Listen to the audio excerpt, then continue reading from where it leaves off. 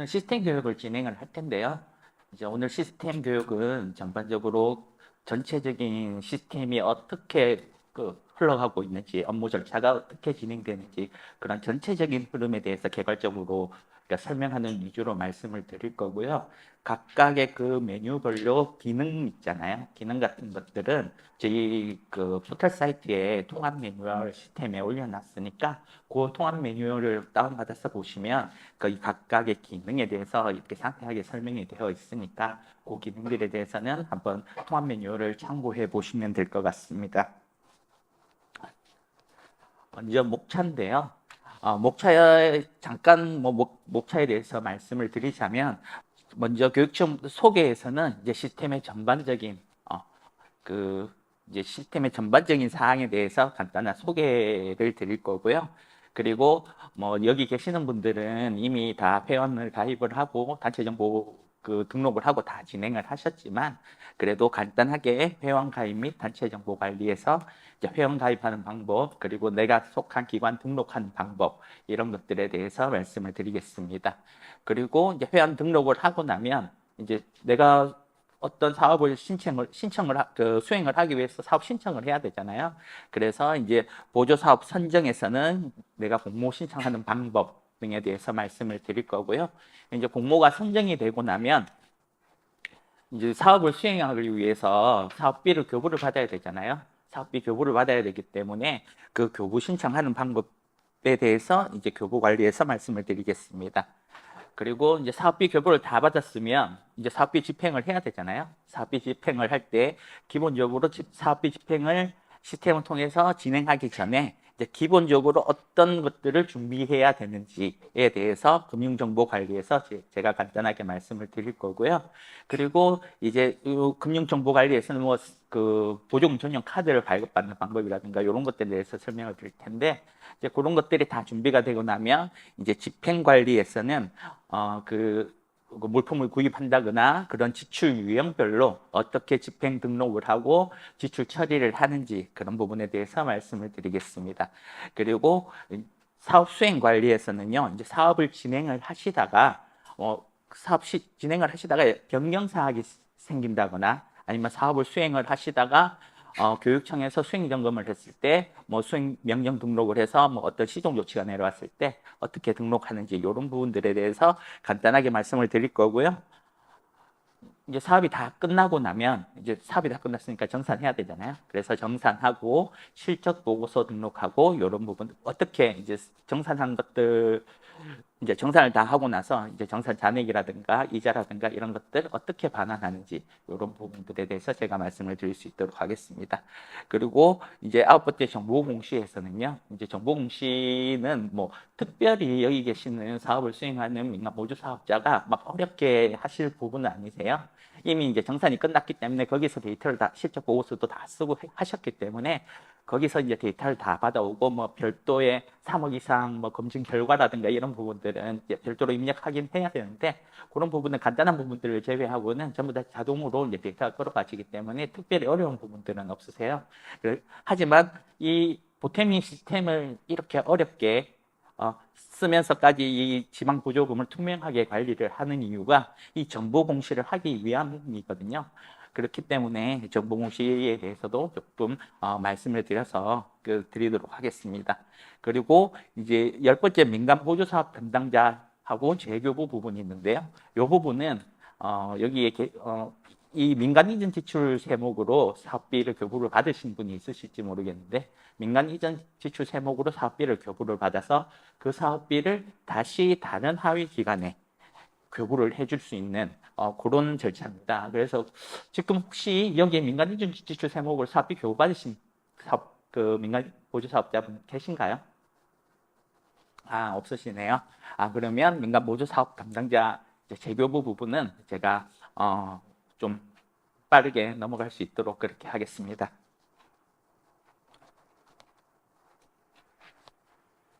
먼저 시스템 소개인데요. 시스템 소개에선 뭐 여러분들도 다 잘 아시겠지만 교육청 보태미하고 행안부 보태미하고는 구분이 된다는 겁니다.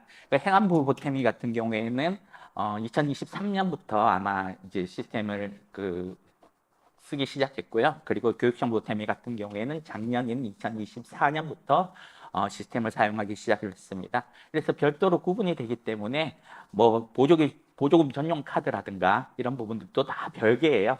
그래서 이전에 뭐 행안부 보탬위에서 쓰던 카드를 여기서 쓰면 안 되냐 이렇게 질의하시는 분들이 있는데 전혀 다른 시스템이기 때문에 그렇게 연계가 되지 않는다라고 생각을 해주시면 될 것 같습니다.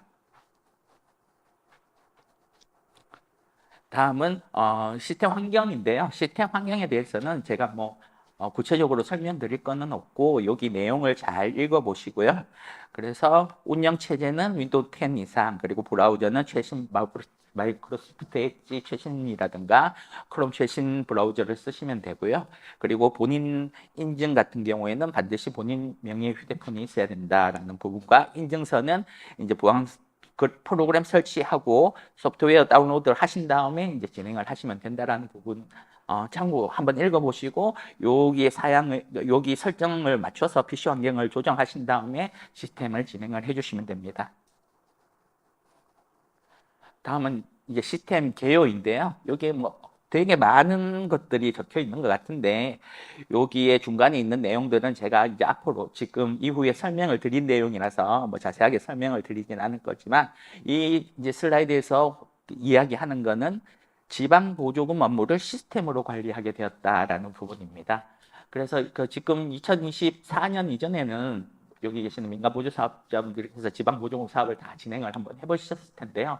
그때까지는 이제 뭐 공모하고 집행하고 그리고 뭐 정산할 때도 증빙 자료라든가 이런 것들을 다 복사해가지고 뭐 원본 대조표 찍어서 보내고 뭐 이런 식으로 다 정산 진행하고 그렇게 진행을 하셨잖아요. 예, 그런 부분들이 이제 다 시스템으로 와서 시스템을 통해서 다 진행을 한다라고 생각을 해주시면 될 것 같습니다. 그래서 2024년부터 이제 시스템을 쓰기 시작했기 때문에 2025년 올해부터는 이제 처음으로 정보 공시에 대한 내용도 시스템을 통해서 이제 정보 공시를 진행하게 되었다라는 부분입니다. 그 정도로 이해를 해주시면 될 것 같습니다. 다음엔 전체 업무 흐름도인데요. 요거는 제가 잠깐 시간을 들여서 설명을 드릴 텐데요. 그 시스템이란 거는 교육청 보탬인 시스템이란 것은 여기 계시는 그 사업을 수행하는 민간 보조 사업자가 해야 되는 절차가 있고 그리고 교육청에서 진행하는 업무 절차가 있잖아요. 구분이 되어 있기 때문에 여기에 이제 주황색으로 이렇게 되어 있는 것들이 바로 여기 계시는 민간 보조 사업자가 그 수행해야 되는 절차라고 생각을 해주시면 됩니다. 그래서 여기에 보이는 업무 흐름도에 보이는 이게 시스템의 전부예요. 그렇기 때문에 제가 간단하게 설명을 드리면 일단 교육청에서 시스템에서 관리할 사업을 수행할 이제 보조 사업들을 이렇게 등록을 하겠죠.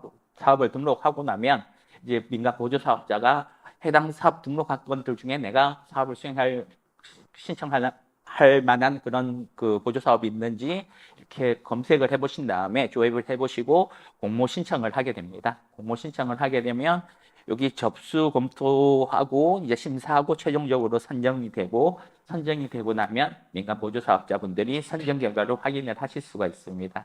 근데 요 절차를 거치는 거는 요 시스템에서 거치는 거는 이제 공모 사업인 경우에 시스템을 통해서 여기 사업자 선정하는 요 절차를 다 거치게 되고 지정 및 자체 공모형 사업도 있잖아요. 지정 및 자체 선정 방식에 따라 달라지는데 이제 지정 및 자체 공모형 사업 같은 경우에는 뭐 별도의 시스템에서 심사하고 심의하고 하는 절차 없이 교육청에서 그냥 그 사업을 등록을 하면서 그 사업을 수행할 민간 보조 사업자를 등록하는 것만으로 입력하는 것만으로 선정이 완료가 된다고 생각을 하시면 됩니다. 그래서 지정 및 자체 공모형 사업으로 선정되신 민간 보조 사업자분들은 선정하는 단계까지는 별도로 하실 게 없으세요. 별도로 하실 게 없고 선정 결과만 확인을 해주시면 될 것 같습니다. 그래서 선정이 완료되고 나면 그 2024년 시스템을 쓰기 전에는 선정이 되고 나면 그 다음에 진행할 절차가 어떤 게 있나요? 선정되고 나면 그 다음에 그 인감 들고 가서 교육청 들어가서 협약하시잖아요. 협약.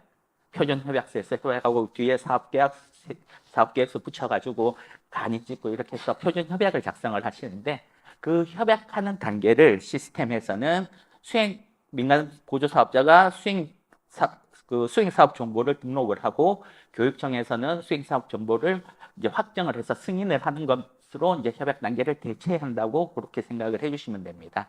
그래서 이제 민간보조사업자가 수행사업 정보를 등록을 하고 교육청에서 검토 후 확정을 하게 되면 최종적으로 해당 보조사업에 대해서 그 보조사업 선정이 완료가 되는 것입니다. 이제 보조사업 선정이 완료가 되고 나면 그 다음에는 앞서 목차에서 설명드렸듯이 그 다음에는 사업을 수행해야 되니까 돈 받아야 되잖아요. 그래서 사업비 교부를 받아야 됩니다. 그렇기 때문에 먼저 보조사업자가 교부 신청을 해주게 됩니다. 교부 신청을 해주게 되면 그 교부 신청하신 내용을 확인을 하고 이제 교육청에서 교부 결정을 하고 지급을 하게 됩니다. 이제 사업비가 교부가 완료가 되고 나면 그러면 이제 사업을 수행을 해야 되잖아요. 그래서 사업을 수행을 한다는 게 사업비 집행을 하는 거하고 같은 말이겠죠. 그래서 사업비 집행을 시작하게 되는데 이제 중간에 교육청에서 수행 점검을 할 수가 있어요. 뭐 예를 들면 그 사업비 교부를 분할로 해서 1차, 2차, 3차에 나눠서 이렇게 교부를 했을 때 교부하고 1차 이제 교부하고 나서 2차 교부할 때 1차에 대해서 1차 교부한 건에 대해서 사업 수행을 잘하고 있는지 이렇게 수행 점검을 할 수가 있거든요. 물론 사업이 다 끝나고 나서 수행 점검을 할 수도 있고, 그럴 때 이제 수행 점검을 진행하게 되면 이제 수행 점검을 하다가 교육청에서 이런 부분들에 대해서 그 보완을 하라. 이렇게 이제 시정 조치가 내려오면 시정 조치를 진행을 해주셔야 됩니다. 그렇게 시정을 해주시면 되고요. 그리고 사업을 진행을 하시다가 그 예산 집행 계획이라든가 이게 세목별로 뭐 금액이 바뀐다든가 가장 많이 뭐 변경 신청을 하시는 게 예산 집행 계획 변경을 하실 때인데 그 세목별로 뭐 금액이 바뀐다든가 비율이 바뀐다든가 이럴 때 사업 변경 신청을 하시고 그런 다음에 승인을 얻으시면 사업 변경 신청하신 내용대로 사업을 진행을 하실 수가 있습니다. 그리고 민간보조사업자가 이제 사업을 수행을 하시다가 개별적인 어떤 사정에 의해서 사업을 포기할 수 있잖아요. 더 이상 사업을 못하겠다. 이렇게 포기를 할 때는 수행 포기 신청을 통해서 승인을 얻게 되면 수행 포기를 하고 그 이제 수행 포기에 따르는 뭐 잔액이라든가 이런 부분들에 대해서 반환 처리를 진행을 해주게 됩니다. 그리고 이제 뭐 수행 포기를 하는 경우라든가 아니면 이제 수행 점검을 했을 때 예를 들면 뭐 견적서가 빠졌어요. 뭐 회의록이 빠졌어요. 거래명세서가 빠졌어요. 출장 명령서가 빠졌어요. 뭐 이렇게 시정 명령이 내려올 수 있잖아요. 그러면 그것들을 제때 시정 조치를 해줘야 되는데 그런 서류들을 제대로 이제 조치를 못하게 된다거나 증빙을 못하게 되면 이제 교육청에서 문제 사업으로 등록을 하게 됩니다. 문제 사업으로 등록을 하면 이제 집행을 더 이상 못하게 되세요. 일시적으로 정지가 되기 때문에. 그렇기 때문에 문제 사업으로 등록을 하게 되면 이제 더 이상 사업비 집행이 안 되고 이제 문제 사업으로 최종적으로 확정이 되면 환수가 이제 반환 절차가 진행이 된다라고 생각을 해주시면 됩니다.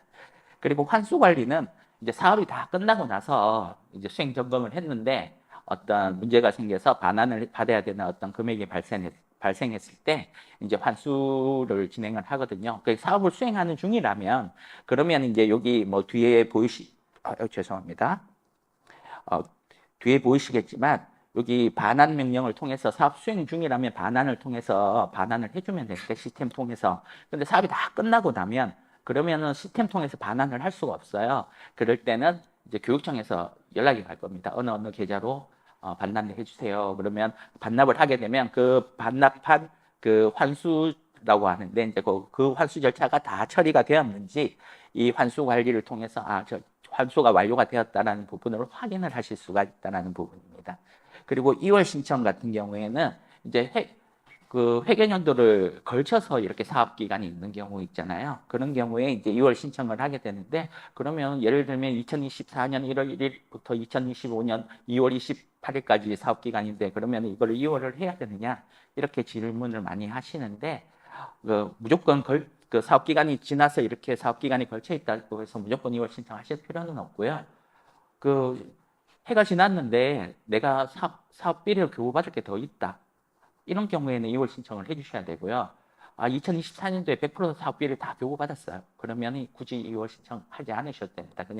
그냥 2월 신청하지 않고 사업비를 2월 28일까지 진행을 해주시면 된다라는 부분 참고하시면 될 것 같습니다. 그래서 이제 사업 집행을 다 하시고 나서 이제 사업 기간이 종료되면 집행 마감을 하고요. 집행 마감을 하게 되면 이제 집행 검토를 하고 이제 정산을 하게 되겠죠. 이게 정산을 하고 난 다음에 이제 그 정산이 마감이 되면 이제 반환 처리를 하게 되는데, 정산에 따른 반환을 하게 되는데, 이제 실적 보고서는 반드시 이렇게 작성을 해 주셔야 돼요. 실적 보고서는 지방보조금법에 이제 반드시 사업 기간이 끝나고 2개월 안에 실적 보고서를 작성을 하라고 되어 있거든요. 그래서 이게 이 정산에 따른 반환을 먼저 하든 실적 보고서를 작성을 먼저 하든 그 순서는 상관이 없습니다. 순서는 상관이 없지만 실적 보고서는 사업 기간이 끝나고 2개월 안에 반드시 작성하고 제출을 해 주셔야 된다라는 부분 명심하고 계시면 좋을 것 같습니다. 그래서 최종적으로 반환까지 완료를 하면 이제 반환이 끝이 나는 거거든요. 이제 사업이 종료가 되는 겁니다. 반환까지 완료하면 사업 종료가 되는데, 이제 그 다음에 사업 종료가 되고 나면 이제 정보 공시 통해서 이제 500만 원 이상 그 교부받은 금액 기준입니다. 자부보상금은 제외예요. 자부보상금 빼고 교부받은 금액 기준으로 해서 500만 원 이상의 사업 같은 경우에는 무조건 정보 공시 대상이 됩니다. 그래서 아마 교육청에서 대상으로 선정을 하게 되면 아마 그 문자 같은 게 이렇게 알림이 갈 텐데, 그 정보 공시 대상으로 선정이 되면 이제 정보 공시를 내용을 작성을 하셔가지고 정보공시 등록을 하고 제출을 하게 되면 이제 교육청에서 해당 내용을 확인하고 승인 후에 게시를 하게 되면 교육청 포털에서 이제 정보공시 내용을 확인을 하실 수가 있게 됩니다. 이제 다음은 유형별, 이제 선정 방식별, 교부 방식별 사업에 대해서 이렇게 분류되는 방법에 대해서 말씀을 드릴 텐데요. 우선 선정 방식별로는 크게 세 가지로 나뉘어요. 그 공모형 사업과 지정형 사업, 그리고 자체 공모형 사업, 이렇게 세 가지로 나뉘게 되는데, 공모형 사업은 교육청 보태미 시스템을 통해서 공모를 하고 심사를 하고 그리고 선정을 하고 이런 공모 절차를 전부 다 교육청 보태미 시스템을 통해서 진행을 하는 것을 이제 공모형 사업이라고 하고요. 그리고 지정형 사업 같은 경우에는 그 지방보조금법상의 관련 법령에 따라 어떤 특정 민간 보조 사업자를 이제 지정을 해서 사업을 수행할 수 있는 그런 것들이 있거든요. 그런 것들에 의거해서 규정을 준수를 해서 이제 그 민간 보조 사업자를 지정을 해서 하는 사업을 이제 지정형 사업이라고 하고, 자체 공모형 사업 같은 경우에는 교육청 보태미 시스템을 통한 게 아니라 뭐 별도의 교육청 그 교육청의 홈페이지라든가 이런 별도의 시스템을 통해서 공모를 진행한 후에 진행을 하는 걸 이제 자체 공모형 사업이라고 합니다. 그래서 선정 방식에 따라 이렇게 세 가지로 나뉘어지지만 저희 교육청 보태미에서는 업무 처리 흐름이 어떻게 달라지냐 하면 공모형 사업과 지정 및 자체 공모형 사업 이렇게 두 가지 형태로 이렇게 나뉘어서 업무 처리 절차가 달라진다라고 생각을 해주시면 될 것 같습니다. 그리고 이제 교부 방식에 따라 예치형 사업과 비예치형 사업이 있는데요. 그 예치형 사업하고 비예치형 사업을 이제 설명을 드리려면, 일단 우선적으로 그 보조 사업을 진행을 하실 때 여기 계시는 민간 보조 사업자분들도 다 뭐 한 번씩 그 계좌를 이제 계좌 개설을 하고 하셨겠지만, 기본적으로 보조 사업을 교육청 보태미에서 수행하기 위해서는 교육청에서도 보조 사업을 위한 보조금 전용 계좌를 개설을 해야 됩니다. 그거를 예치 계좌라고 하고요. 예치 계좌라고 하고, 그리고 여기 계시는 민간 보조 사업자분들도 보조 사업을 수행하기 위해서 다 그 계좌를 만드셨잖아요.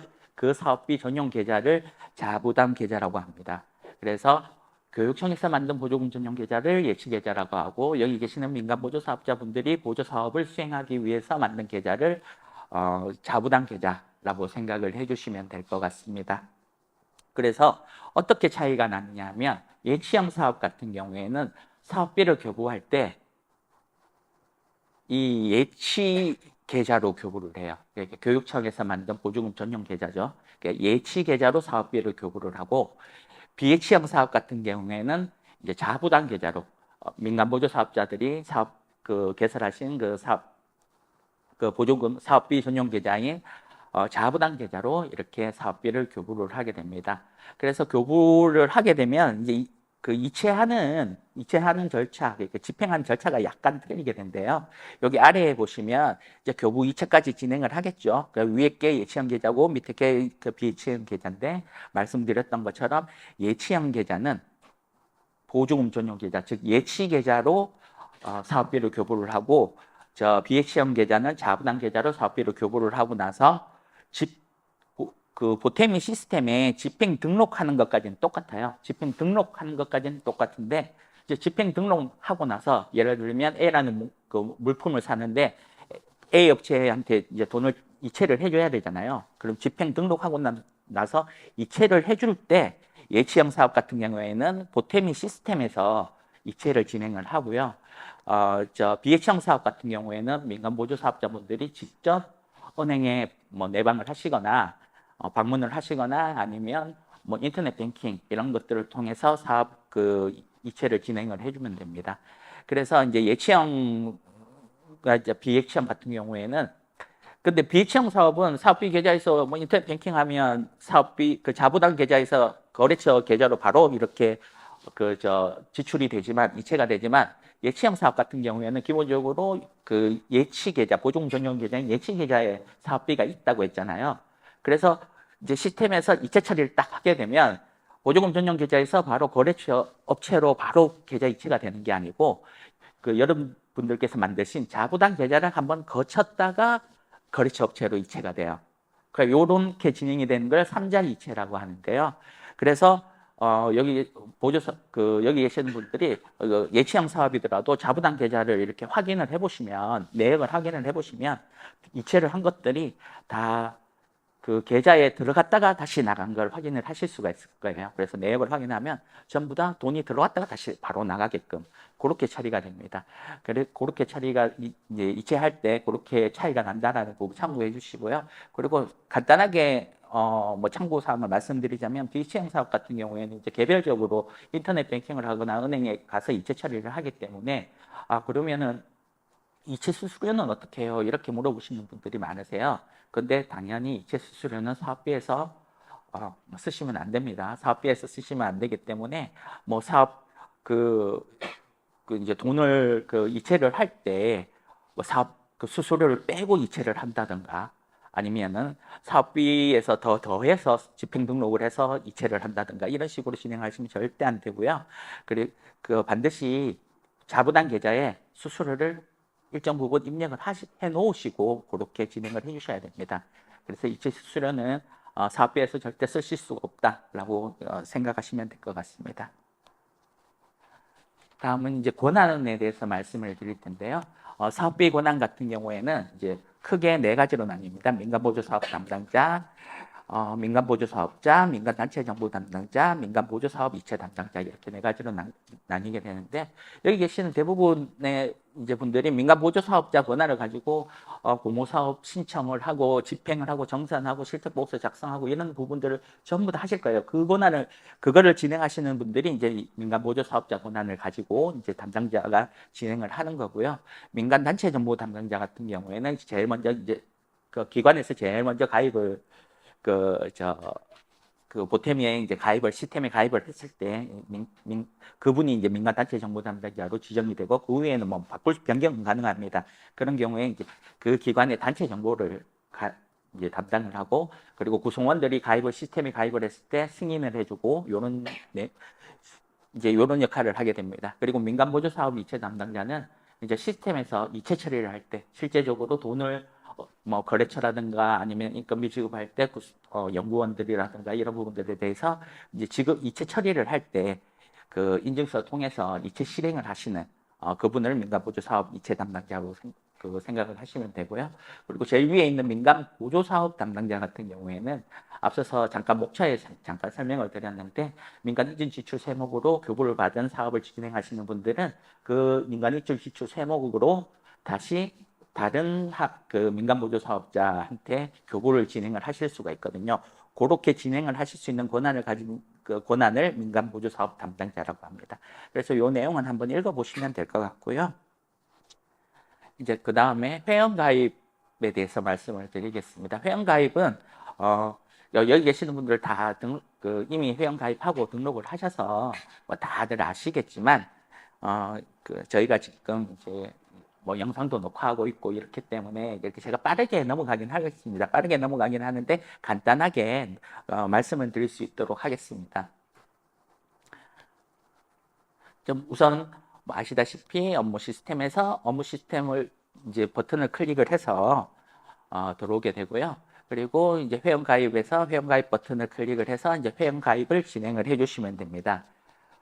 이제 회원 가입을 클릭을 하게 되면 이렇게 이제 팝업창이 뜨게 되는데요. 우선 이제 약관 동의를 진행을 해주시고 회원 가입을 진행을 하게 되면 여기 이제 처음에 약관 동의만 있다가 이제 회원 정보 입력이 이렇게 활성화가 돼요. 그러면 회원 정보 입력을 진행을 해주시고 최종적으로 아이디 입력하고 비번 입력하고 이렇게 해서 본인 인증하신 다음에 회원 가입을 진행을 해주시면 됩니다. 근데 이제 휴대폰 번호 같은 거는 본인 인증을 하기 때문에 중복으로 등록이 안 되거든요. 그리고 휴대폰이나 메일 주소 같은 경우에도 중복으로 등록이 안 돼요. 그러니까 그런 부분들을 참고를 해서 진행을 해주시면 될 것 같습니다. 그래서 회원 가입하고 나면 이제 다시 이렇게 이제 로그인하는 요 화면으로 들어오게 되는데 이제 아이디로 로그인을 해서 진행을 해주시면 되고요. 그래서 이제 로그인 하게 되면 여기 사용자 정보에서 이렇게 이제 본인이 가입할 때 입력했던 이런 부분들을 확인을 하시고 수정을 하시거나 해서 저장을 해서 이제 사용자 정보 등록을 해주시면 됩니다. 각 이제 사용자 정보, 소속 정보, 비밀번호 변경 이렇게 3가지 탭이 있는데 각각 탭에서 이렇게 내용을 확인을 해주시면 되고요. 소속 정보에서 이제 확인을 하셔야 되는 거는 여기 이제 기관 생성이 있고 기관 가입 신청이 있잖아요. 그러니까 제일 먼저 그 기관에서 제일 먼저 가입하신 분은 기관을 생성을 해주셔야 돼요. 그래서 제일 먼저 가입하신 분은 기관 생성을 진행을 해주셔서 기관 생성 버튼을 누르게 되면 이렇게 기관을 등록을 하는 팝업창이 뜨게 됩니다. 그래서 기관 등록을 반드시 먼저 해주셔야 되고 이미 기관 등록이 되어 있는 그 기관의 구성원이 회원 가입을 했을 때는 기관 가입 신청 버튼을 클릭을 해서 이제 기관 가입 신청을 하면 그 단체 정보 담당자가 해당 내용을 확인을 하고 이제 승인을 해서 가입 승인을 진행을 해주시면 됩니다. 소속 정보는 확인을 한번 이제 소속 기관 조회는 요 클릭을 해주시면 이제 기관 정보를 조회를 하실 수 있다는 내용이고요. 그리고 기관 가입 신청 같은 경우에는 앞서 말씀드렸다시피 이제 이미 기관이 등록이 되어 있을 때 기관 가입 신청 버튼을 누르게 되면 이제 이미 등록된 이제 기관들이 이렇게 리스트가 조회가 되고요. 그래서 본인 기관을 선택을 하셔서 가입 신청을 진행을 해주시면 됩니다. 그리고 이제 단체 정보 담당자는 이 단체 정보에서 단체 정보를 관리를 하실 수가 있는데요. 여기서 뭐 제일 중요한 거는 일단 여기에는 구성원 관리 탭이 먼저 나와 있는데 구성원 관리 탭은 앞서 말씀드렸다시피 구성원이 이제 가입 신청을 했을 때 여기 이제 가입 신청을 했을 때 가입 신청이라고 이렇게 신청이라고 되어 있을 거예요. 그분들을 선택을 하셔가지고 이제 승인을 해주게 되면 이제 가입 승인이 완료가 됩니다. 그래서 단체 정보 담당자 뭐 보통은 같이 하시겠지만 또 혹시나 그렇지 않은 경우에 담당자를 지정을 해줘야 되는 경우에는 그 구성원들이 가입을 했을 때 단체 정보 담당자가 여기 구성원 관리 탭에서 가입 신청하신 분들을 선택해서 승인을 진행을 해주시면 됩니다. 그리고 기관, 단체, 기업 정보 관리에서 이제 단체 정보를 관리를 진행을 해주시면 되고요. 그리고 구성원 관리는 앞서 말씀드렸다시피 이제 구성원을 승인을 해주실 수도 있고, 그리고 여기에서 지금 내가 단체 정보 담당자지만 이제 이제 업무가 바뀌어가지고 다른 분으로 단체 정보 담당자가 바뀔 때는 변경이 될 때는 여기 단체 정보 담당자 지정을 통해서 이제 담당자 지정을 통해서 변경도 가능하다라는 부분 참고하시면 될 것 같습니다. 그리고 여기 수행보조사업 목록, 요거는 조금 중요한 부분인데요. 여기 수행보조사업 목록 탭에서는 이제 민간보조사업자가 공모 신청해서 공모 선정이 되면, 공모 선정까지 진행되면 그 선정된 사업들이 여기 수행보조사업 목록으로 이렇게 이제 조회가 다 되세요. 그러니까 조회가 될 때 그 사업별로 하나하나의 사업에 대해서 각각의 담당자를 다 지정을 해주셔야 됩니다. 그래서 그 지정된 담당자가 이제 그 선정된 이후에 절차를 진행을 할 수가 있거든요. 그렇기 때문에 단체 정보 담당자가 공모 선정된 이후에는 반드시 여기 수행사업 보조 목록에서 사업별로 각각 전부 다 담당자 지정을 해주셔야 된다라는 부분 참고를 하시면 될 것 같습니다.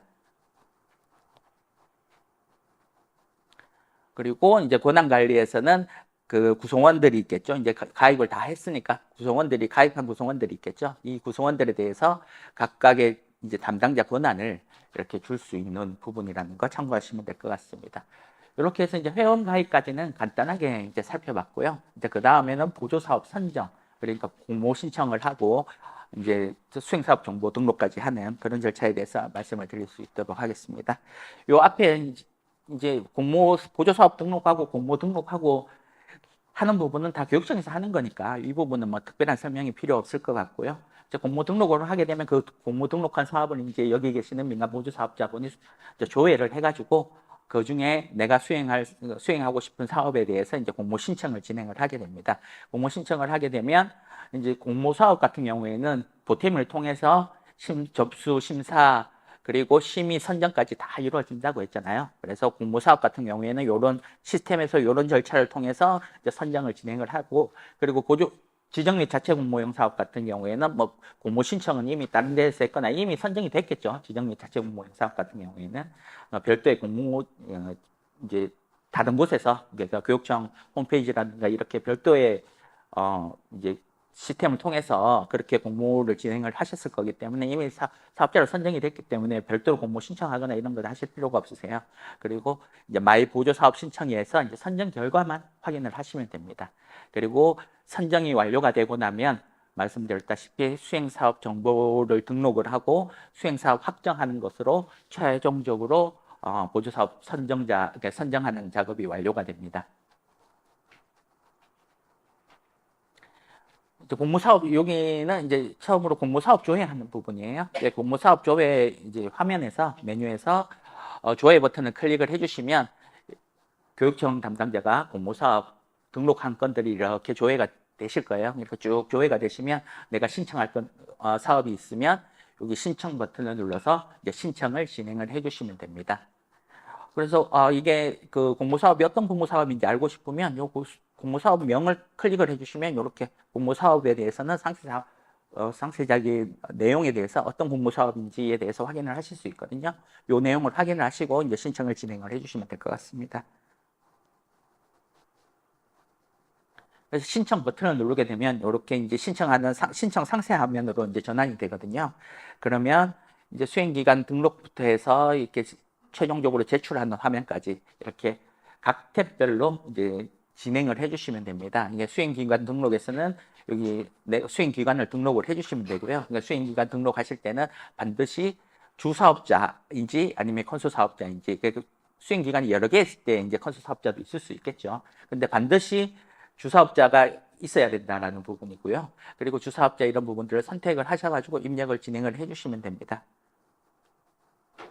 그리고 기본 신청서 등록에서도 이제 기본 신청서를 입력을 해주시면 되고요. 그리고 각 탭별로 이게 신청하는데 어려운 부분은 없습니다. 그래서 상세 신청 정보 등록에서는 사업 시행 지역이라든가 자산액 이런 부분들을 입력을 해주시면 됩니다. 그리고 세부 추진 계획 등록에서는 이제 각 사업 기간이 있으실 텐데 그 사업 기간 내에 기간별로 이제 언제부터 언제까지는 어떻게 추진을 하고 이런 세부 사업에 대해서 추진 계획을 등록을 해주시면 되고요. 그리고 재원 조달 계획은 사업비 100%인지 사업비 비율에 따라서 아니면 자부담금이 있는 사업인지 이런 부분들을 확인을 하셔가지고 이렇게 지방보조금 금액이 얼마고 자부담금 비율이 얼마인지 이 금액을 입력을 해주시면 될 것 같습니다.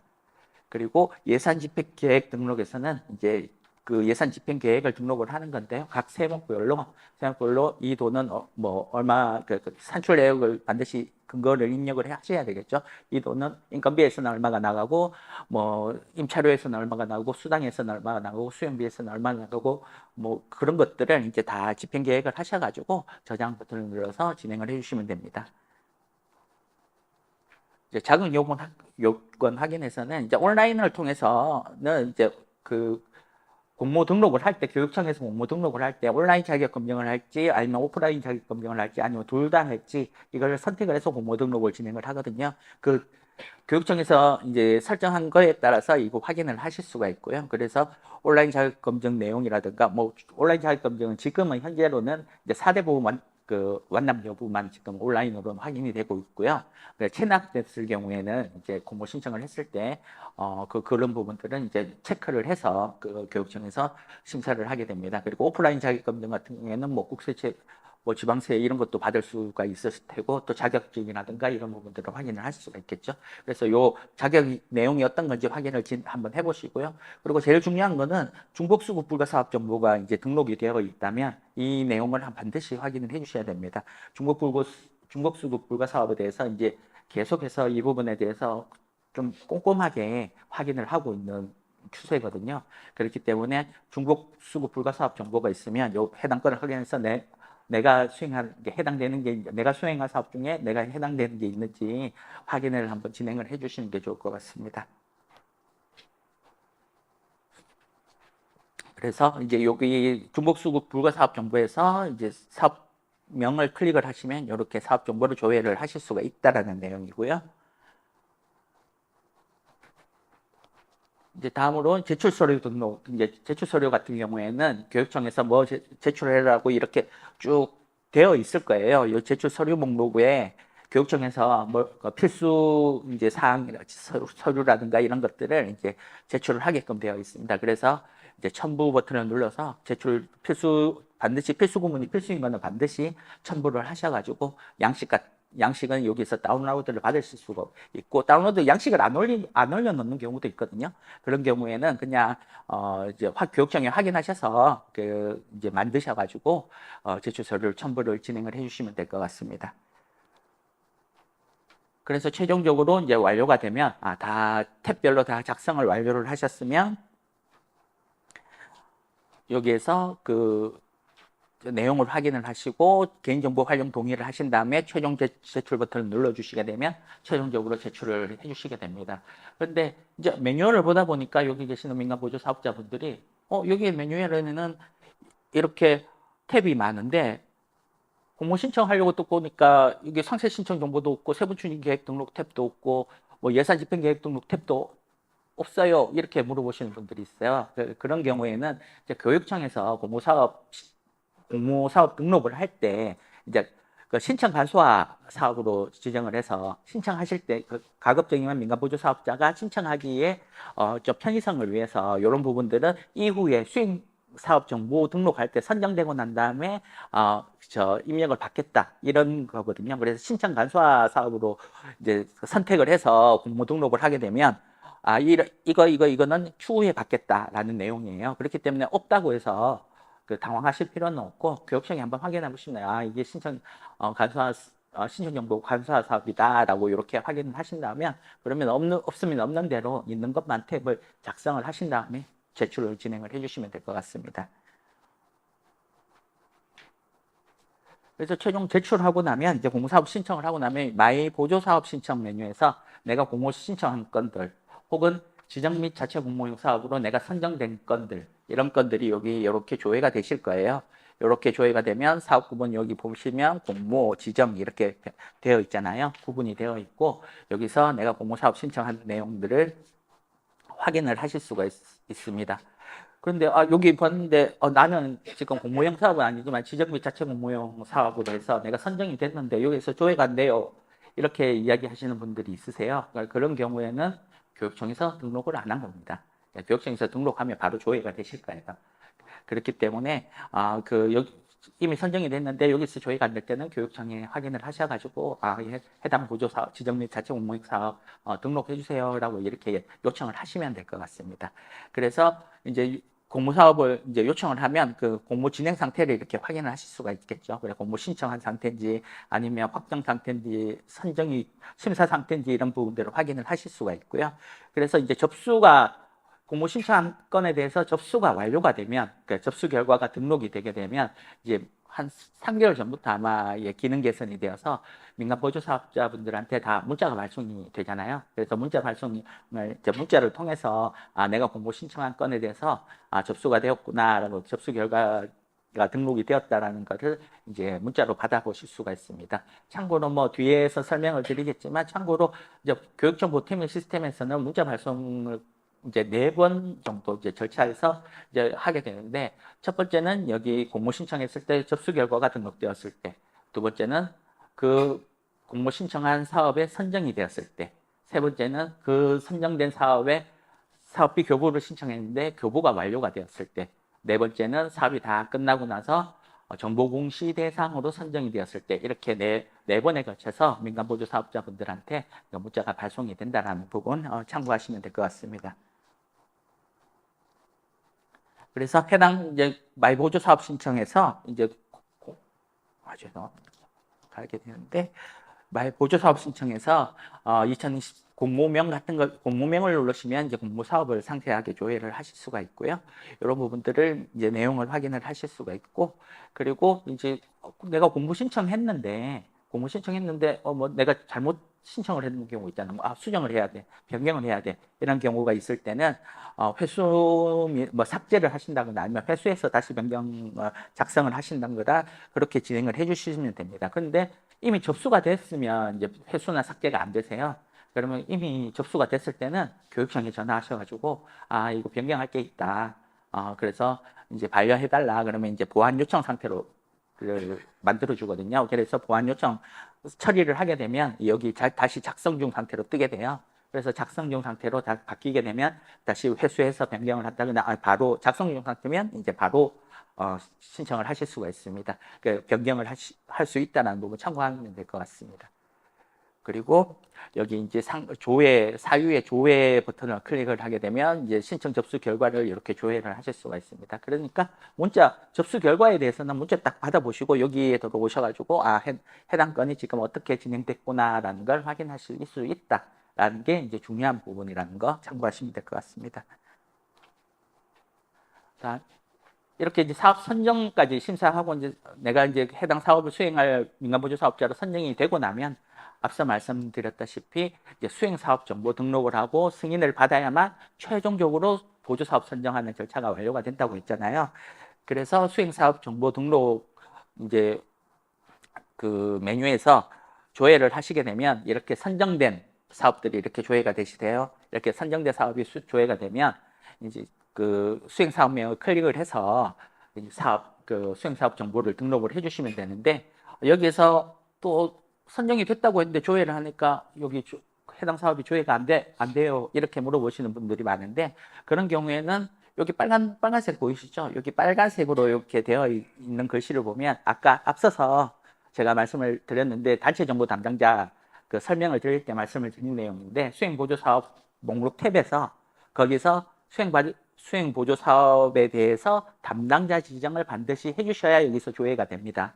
그렇기 때문에 그 부분을 참고하셔서 여기서 조회가 안 된 경우에는 수행보조사업 목록에서 그 해당 사업에 대해서 담당자 지정이 안 됐구나, 이렇게 생각을 해주시면 될 것 같습니다.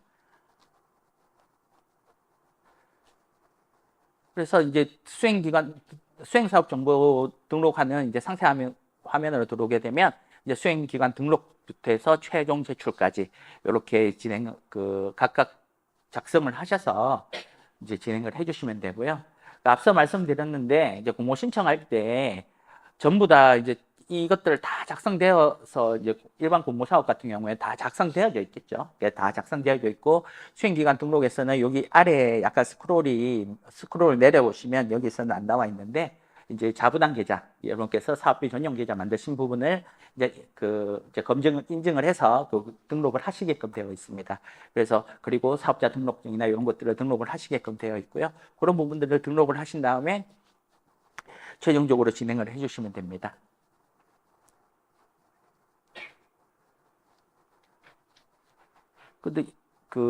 근데 여기에 아까 공모 사업을 진행을 하는데 공모 신청 간소화 사업 같은 경우에는 이게 3개 안 썼다 그랬잖아요. 탭이 없어갖고. 그런데 수행사업 정보 등록할 때 이게 다 보이실 거예요. 그래서 수행사업 정보 공모 신청할 때 신청 간소화 뭐 사업으로 지정이 돼서 그것들이 안 적은 것들은 여기서 다 적어 주셔야 됩니다. 일반 공모 사업 같은 경우에 다 뭐 작성이 되어 있을 테지만 그런 경우에는 이제 내가 작성을 안 한 것들은 다 작성을 해 주셔야 되고요. 물론 또 지정 및 자체 공모 사업 같은 경우에도 이것들을 다 작성을 안 했겠죠. 그렇기 때문에 지정 및 자체 공모형 사업도 반드시 여기서 하나하나 다 작성을 해 주셔야 된다라고 생각을 하시면 될 것 같습니다. 그런 다음에 이제 최종 제출 버튼을 눌러주시면 이제 제출이 완료가 됩니다. 이제 다음 교부 관리인데요. 이제 교부 관리에서는 이 선정이 이제 최종적으로 선정이 완료가 됐기 때문에 이제 교부를 진행을 해줘야 되잖아요. 그렇기 때문에 교부를 신청을 하는 방법에 대해서 말씀을 드리겠습니다. 뭐 그 민간 보조 사업자가 특별히 이렇게 어려운 부분은 없으세요. 이제 교부를 결정을 해서 신청한 걸 받아서 결정한 후 이제 그 교부 이체를 해주는 그 부분은 이제 교육청에서 다 하는 부분이라 여기 계시는 민간 보조 사업자분들은 교부 신청만 해주시면 되거든요. 그리고 그 교부 신청한 건에 대해서 결과가 어떻게 됐는지 확인만 해주시면 된다라고 생각을 해주시면 될 것 같습니다. 다음은 이제 교부 신청 관리라는 메뉴에서 이제 교부 신청을 해야 되잖아요. 그러니까 교부 신청 관리라는 메뉴에서 조회를 해보시면 아까 수행서 사업 정보 등록해서 최종 그 교육청에서 승인 확정된 사업들이 이렇게 조회가 되세요. 이렇게 조회가 되시면 내가 이제 이번에 교부 신청할 건들에 대해서 여기 교부 신청이 안 된 것들은 다 이렇게 신청 버튼이 있을 거거든요. 그러면 신청 버튼을 클릭을 하셔가지고 이제 교부 신청을 진행을 해주시면 됩니다. 신청을 진행을 하시는데 뭐 내용들은 이렇게 확인을 해보시면 되고 이제 교부 신청 금액을 입력을 해주셔야 되는데 교부 신청 금액이 예를 들면 100만 원이면 100만 원을 다 입력을 하셔도 되고 50만 원 입력을 하셔도 되는데 교육청에서 뭐 교부하는 그 기준에 따라서 그렇게 입력을 해주시면 되겠죠. 근데 내가 100만 원을 했다고 해서 100만 원 다 교부되는 건 아니에요. 그러니까 그 이제 교육청에서 뭐그 30만 원, 30만 원, 40만 원 이렇게 해서 세 번에 거쳐서 나눠주기로 이렇게 기준으로 방침이 있다면 그러면 내가 100만 원을 신청을 했어도 교육청에서 30만 원, 30만 원, 40만 원 이렇게 나눠서 지급을 할 수 있습니다. 그래서 내가 신청한 금액대로 다 교부가 되지는 않는다, 않을 수 있다라는 부분 참고를 하시면 될 것 같고요. 그리고 이제 그 뒷시간에 이제 법제도 교육에서도 들으실 것 같은데 자부담금이 있는 사업 있잖아요. 자부담금이 있는 사업 같은 경우에는 교부를 진행을 할 때 반드시 자부담금이 예치가 되었는지 확인을 하고 교부금을 이제 그 사업비를 교부하게끔 되어 있거든요. 그렇기 때문에 내가 그 자부담금을 이미 예치를 했다. 그 자부담 계좌에 다 입금을 했다. 이 부분을 교부 신청할 때 첨부 파일로 넣어주면 좋겠죠. 그래서 여기 첨부 파일 목록에 첨부 파일 첨부를 해가지고 자부담 계좌에 내가 자부담금이 있는 사업 같은 경우에는 자부담금을 예치했다라는 예치 내역을 첨부를 하고 이제 교부 신청을 하시면 그러면 이제 교육청에서 좀 더 빨리 사업비 교부를 진행을 하실 수가 있겠죠. 그렇기 때문에 반드시 그 자부담금을 예치가 된 걸 확인을 하고 교부금을 이제 사업비를 교부하게끔 되어 있기 때문에 여기에 이제 자부담금 그 예치 내역을 첨부해 주시면 될 것 같습니다. 요거는 이제 지금 뒤에서 계속 이어지는 화면이거든요. 스크롤 내리면 이제 이렇게 이어지는 화면이고, 그래서 뭐 5년간 보조금 현황이라든가 수행 현황이라든가 이런 것들을 행 추가 버튼을 통해서 이렇게 입력을 해주신 다음에 제출을 해주시면 됩니다. 저장 후 제출을 해주시면 되고요. 다음에 이제 제출하고 나면 앞서 말씀드렸다시피 최종적으로 교부 완료. 교부 완료라는 거는 실제적으로 그 사업비 계좌에 예치형 사업 같은 경우에는 예치 계좌로 사업비가 이체가 됐고 교부가 되었고 그 비예치형 사업 같은 경우에는 민간 보조 사업자가 가지고 있는 사업비 전용 계좌인 자부담 계좌로 실제로 사업비가 교부가 완료되었을 때 그때 문자가 발송이 될 거예요. 그래서 교부가 완료가 되었다고 문자를 받으시면 여기 교부 결정 확인해서 이렇게 내용을 한번 확인할 수가 있고요. 그리고 문자를 안 받았더라도 지금 어떻게 진행되고 있는지 요거 해당 메뉴에서 교부 결정 확인이라는 메뉴에서 이렇게 진행 상태를 확인을 하실 수가 있다라는 부분입니다. 그래서 수행 사항명을 클릭을 해주시면 이렇게 교부 이제 결정 내용을 확인을 하실 수가 있고요. 이제 교부 완료가 된 것을 확인을 했다면 반드시 여기 교부 조건 정보가 있을 거예요. 여기서 그래서 교부 조건 정보를 한 번씩 확인을 하시고 뭐 어떻게 교부를 했을 때 어떻게 되면 환수를 한다 이런 교부 조건들이 있으니까 이 부분들은 집행을 진행하시기 전에 사업을 수행하시기 전에 반드시 한번 확인을 하시고 진행을 해주시면 될 것 같습니다. 이제 이거 사업비 교부까지는 지금까지는 이제 사업비 교부까지 했어요. 그러니까 이제 사업비를 받았으니까 이제 사업비 집행을 해야 되잖아요. 사업비 집행을 위해서 이제 그 이제 준비를 하는 단계, 금융정보관리에서는 준비를 하는 단계라고 생각을 해주시면 될 것 같습니다. 그래서 이제 어떤 걸 준비를 해야 되느냐 하면 보조금 전용 카드를 만드셔야 되고 그리고 시스템에서 이체 처리를 해야 되기 때문에 인증서 등록하고 이런 부분들을 진행을 해 주셔야 됩니다. 그래서 여기에 나와 있는 업무 처리 흐름도는 그 내용이고요.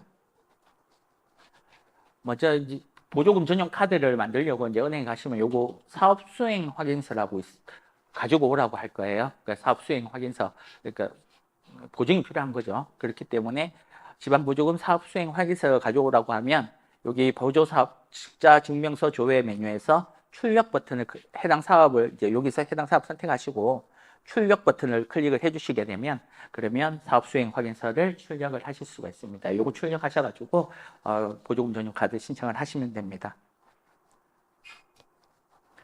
보조금 전용 카드 신청을 했으면 이제 카드 신청한 게 올 거 아니에요.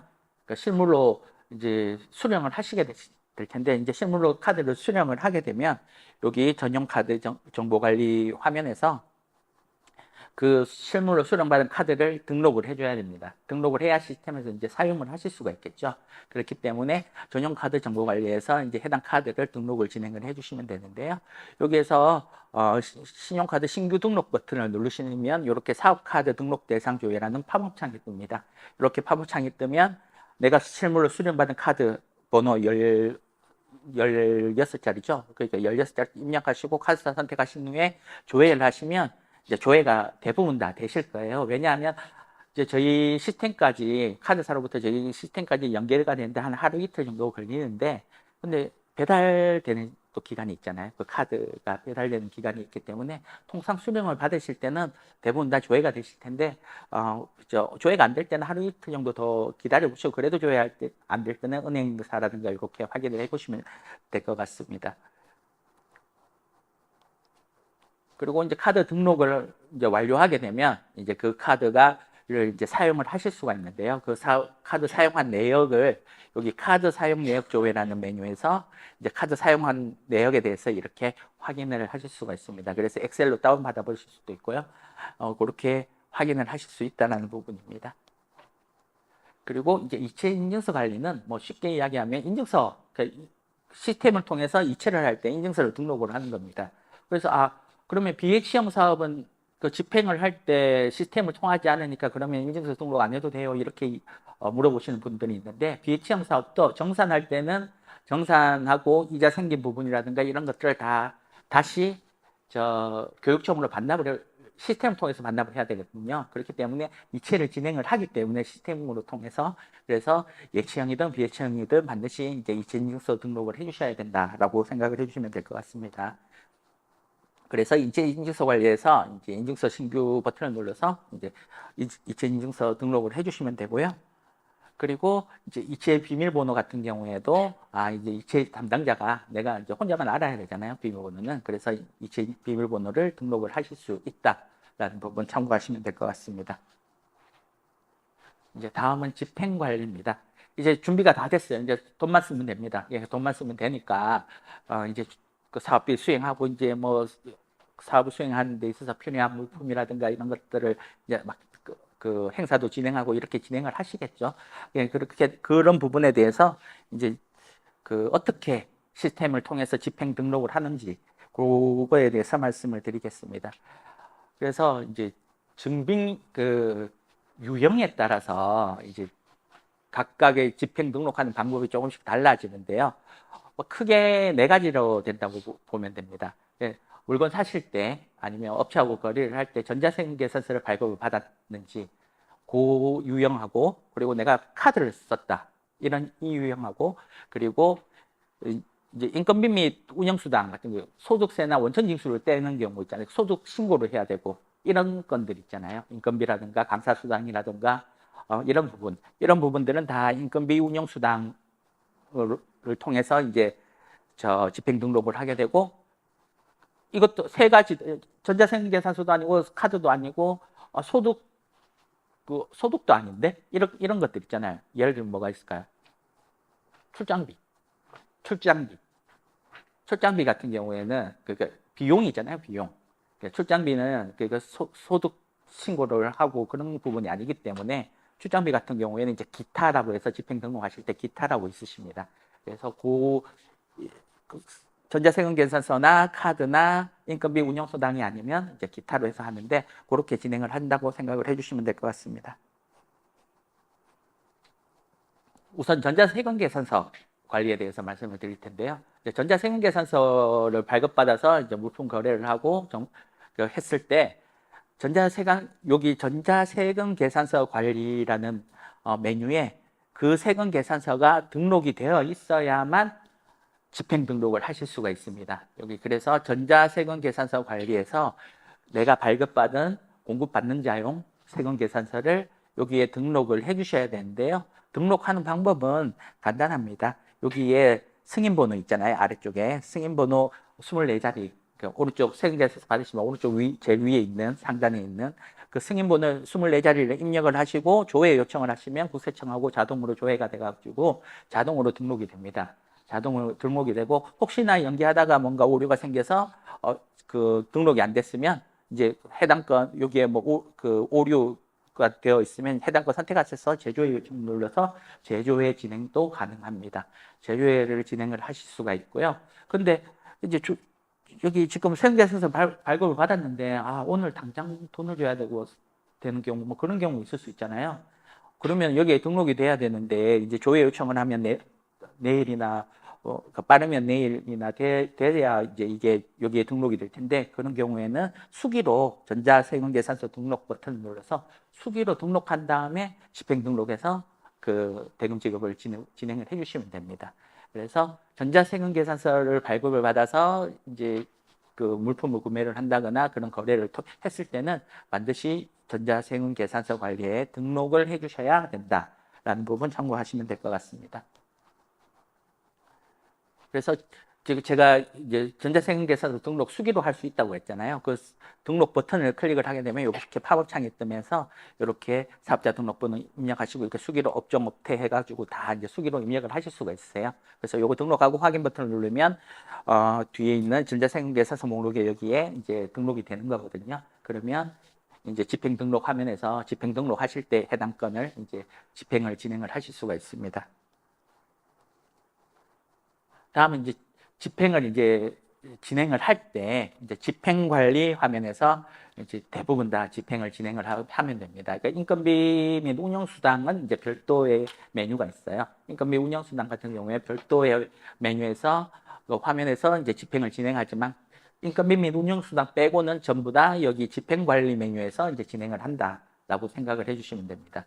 그래서 여기 집행관리에서 보시면 오프라인 상으로 이제 결제를 받으실 때는 지출결의서 출력을 하실 수가 있고요. 그리고 집행 등록을 이제 집행 등록 버튼을 누르게 되면 이제 뒤에 설명을 드리겠지만 팝업 창이 뜨게 되거든요. 거기서 이제 집행 등록을 해주시면 되는데, 아까 제일 앞에 처음에 말씀드렸다시피 예치형하고 비예치형하고는 집행 등록하는 것까지는 똑같다고 말씀을 드렸잖아요. 그래서 비예치형 같은 경우에는 여기까지만 하면 끝이에요. 집행 등록까지만 하면 끝입니다. 더 이상 할 게 없으세요. 더 이상 할 게 없으면 집행 등록하면 여기 이제 집행 완료로 여기 진행 상태가 집행 완료로 되거든요. 그래서 비예치형 사업 같은 경우에는 집행 등록까지만 하시고 별도로 이체 처리는 은행이나 아니면 뭐 인터넷 뱅킹을 통해서 진행을 하시는 거고요. 그리고 예치형 사업 같은 경우에는 시스템을 통해서 진행을 하기 때문에 집행 등록한 건에 대해서 이체 담당자한테 이거 이체해 주세요 하고 이체 요청을 진행을 해 주셔야 됩니다. 그래서 이체 요청을 집행 요청을 한 다음에 그 이체 담당자가 이체 처리를 이제 진행할 수 있게끔 그렇게 처리를 해 주셔야 됩니다.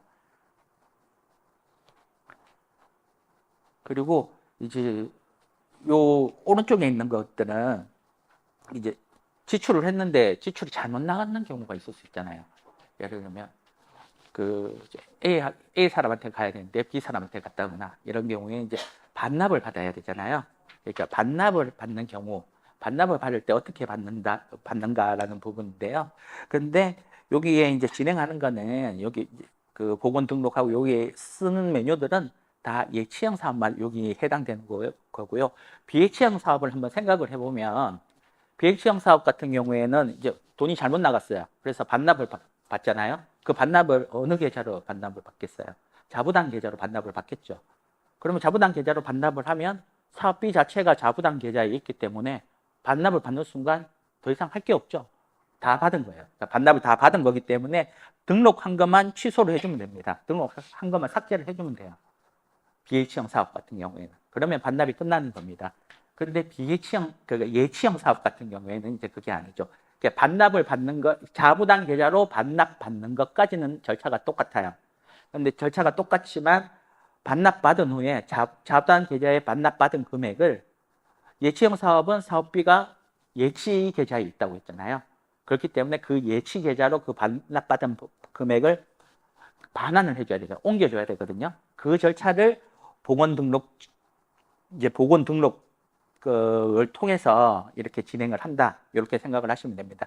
그래서 집행 취소가 이제 복원을 한다는 거예요. 그래서 집행 취소 해당 건 어떤 건들에 대해서 예를 들면 공과금을 이제 반납을 받았다 그러면 해당 건 선택해서 집행 취소 버튼을 눌러서 보건 등록 같은 말입니다. 그래서 보건 등록 버튼을 눌러서 등록을 해주시면 되고요. 그리고 보건 등록한 건에 대해서 그 집행 등록한 거하고 똑같이 이체 담당자한테 이거 이제 보건 등록했으니까 보건 이체해 주세요. 예치 계좌로 반납해 주세요 하고 보건 이체 요청을 진행을 하고 그런 다음에 그 이체 담당자가 이체 처리를 하게 되면 그 자부담 계좌에 반납받은 돈을 예치 계좌로 다시 반납이 이렇게 진행이 되는 겁니다. 그렇게 해야 반납이 끝나는 거예요. 그래서 예치형 사업은 조금 반납하는 절차가 조금 복잡하지만 비예치형보다 그래도 그 사업비가 반납받은 돈은 사업비가 있는 곳으로 다시 놓는다. 그렇게 생각을 하시면 됩니다.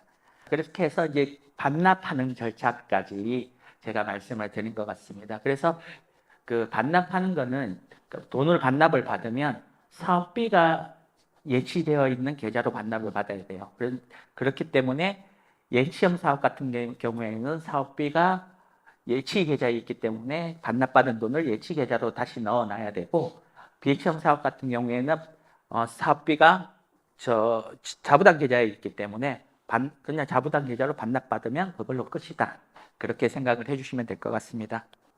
그래서 이제 집행 등록 버튼을 눌러 주시게 되면 이렇게 그 증빙 유형에 따라서 이렇게 등록을 하실 수 있게끔 되어 있어요. 그래서 증빙 유형을 전자세금계산서를 선택을 하시고 증빙자료 등록 버튼을 눌러 주시게 되면 이렇게 이제 전자세금계산서 조회라고 팝업창이 뜨게 됩니다. 그러면 앞서 말씀드렸던 전자세금계산서 조회 화면에서 아까 제가 등록을 꼭 해야 된다고 했잖아요. 그 화면에 거기에 등록된 전자세금계산서 건들이 여기에 조회가 돼요.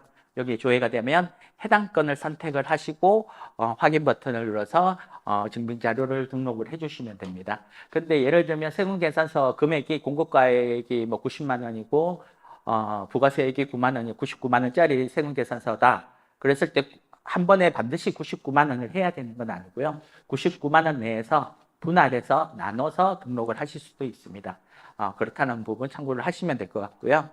그리고 계약정보 등록 같은 경우에는 이제 계약 법령에 따라서 뭐 물품을 구매한다든지 이랬을 때 뭐 수의 계약을 통해서 했든 입찰을 했든 어떤 계약서를 작성해서 물품을 구매하거나 용역을 한다거나 아니면 공사를 진행을 한다거나 이런 경우 이제 그렇게 진행을 했을 때 요 계약 이제 뒤에 말씀을 드릴 텐데 그 계약 정보를 등록하는 화면이 있거든요. 거기에서 이제 정보를 끌어와서 여기에 같이 등록을 해서 집행을 진행을 해주시면 된다라고 생각을 해주시면 됩니다. 그래서 이제 다음 화면으로 넘어가면 이제 이어지는 화면입니다. 그 앞에 이어지는 화면이면 이제 증빙자료 등록해서 계사성건 선택을 하시고 나서 이제 이 건을 이제 보조비 세목을 뭘로 할 건지 이렇게 선택을 해주시면 되고요. 보조 세목 운영비를 할 건지 뭐 수용비를 할 건지 이런 걸로 선택을 해주시면 되고요. 그리고 지방 보조금하고 자부담금의 금액이 어떻게 나눠서 지출을 할 건지 이런 것들을 적어 주셔야 되는데, 근데 그 중요한 거는 여기서 좀 명심하셔야 될 부분은 자부담금이 없는 사업 같은 경우에는 상관이 없으세요. 자부담금이 없는 사업 같은 경우에는 그냥 지방 보조금의 공급과 부가세 90만 원, 아까 99만 원 예를 들면 90만 원, 9만 원 이렇게 입력하고 그렇게 등록을 해버리면 그만이지만, 근데 자부담금이 있는 경우에는 사업비 비율에 따라서 이렇게 나눠서 입력을 해주셔야 됩니다. 그리고 반드시 나눠서 입력을 해주셔야 되는 게 이제 사업이 다 끝나고 나잖아요. 사업이 다 끝나고 나면 집행 마감하고 정산을 해야 되는데, 예를 들면 저 1,000만 원짜리 사업인데 800만 원이 그 지방보조금 사업비고 200만 원이 자부담금이다. 근데 지방보조금 800만 원 다 썼는데 그 자부담금은 한 50만 원이 남았어요. 그러면 집행 마감이 안 됩니다. 아실 텐데 그 지방보조금법에는 반드시 자부담금이 있는 경우에는 사업비 비율에 따라서 자부담금을 먼저 써줘야 돼요. 먼저 써줘야 되기 때문에 지방보조금 사업비는 다 썼는데 자부담금이 남아있다. 이런 경우에는 집행 마감도 안 되고 정산도 진행이 안 됩니다. 그러려면 앞에 뭐 지방보조금으로 그 집행했는 걸 자부담금으로 바꾸고 그럼 공문 보내고 아무튼 엄청나게 복잡한 절차를 통해서 진행이 되어져야 돼서 복잡하거든요. 그렇기 때문에 반드시 여기에 사업비 비율에 맞춰서 이렇게 진행을 해주시면 되고요. 근데 이게 건건이 계속 이 비율을 맞춰서 이거 입력하기가 너무 복잡해요. 너무 복잡하잖아요. 이렇게 생각이 들 때는 자부담금부터 먼저 집행을 하시고 그 다음에 사업비를 집행을 하시면 되겠죠. 이제 그런 경우에는 반드시 100% 사업비를 다 할 마음을 가지고 이렇게 열심히 사업 수행을 하셔가지고 100% 사업비를 다 소진을 하시는 그렇게 진행을 하시면 되겠지만, 이 사업비를 다 못 쓸 것 같은데 이렇게 되면은 이게 이제 그 비율에 맞춰서 진행을 해야 되기 때문에 반드시 여기 등록하실 때 그 사업비 비율에 맞춰서 지방보조금하고 자부담금을 나눠서, 그러니까 8대2면 예를 들면 100만 원짜리면 80만 원, 80만 원 중에 부가세 공고가액 8대2, 부가세 8대2 이렇게 해서 그렇게 입력을 해주셔야 나중에 집행 마감하고 할 때 이제 문제가 안 생긴다라는 부분 참고하시면 될 것 같습니다. 그리고 이제 거래처 정보 같은 경우에는 이제 거래처를 다 입력하셔야 되는데 집행을 해보신 분들은 알겠지만 이거 집행 등록을 하실 때 이거 하나하나 사업자 등록번호 넣고 업태 넣고 주소 넣고 하는 것도 굉장히 좀 번거로운 게 있거든요. 그렇기 때문에 좀 자주 쓰는 그런 거래처 같은 경우에는 반드시 여기 저희 화면에는 교육 자료에는 지금 안 나와 있지만 자주 쓰는 사업자 관리라는 메뉴가 있어요. 거기에 그 사업자 정보를 등록을 하고 계좌를 등록을 해 놓으면 여기에 거래처 조회를 버튼을 딱 눌러주게 되면 이렇게 조회가 되거든요. 이렇게 조회돼서 선택만 하면 입금 계좌까지 자동으로 다 설정이 되기 때문에 자주 쓰는 그 사업자 관리 메뉴를 이용을 하셔가지고, 안 그러면 이제 매번 입력할 때 해보시면 알겠지만 조금 번거로운 부분이 있기 때문에 이제 자주 쓰는 거래처 사업자 관리 메뉴를 좀 이용을 하셔서, 그래서 거래처 조회 버튼을 눌러서 바로 선택만 하면 입금 계좌 정보까지 다 입력이 되게끔 그렇게 진행을 해주시면 좋을 것 같습니다. 그리고 그 다음 이제 증빙 유형이 보조금 전용 카드 경우 설명할 뒤에 이제 등록하는 방법은 다 똑같습니다. 단지 증빙 유형이 이제 보조금 전용 카드일 때, 그럴 때는 증빙 유형만 보조금 전용 카드를 눌러서 증빙 자료 등록 버튼을 눌러주게 되면 여기 보조금 전용 카드 사용 내역이 이렇게 팝업창이 조회가 됩니다. 이렇게 조회가 되면 해당 이제 내가 사용한 건을 증빙할 건을 선택을 하신 다음에 확인 버튼을 눌러주시게 되는데요.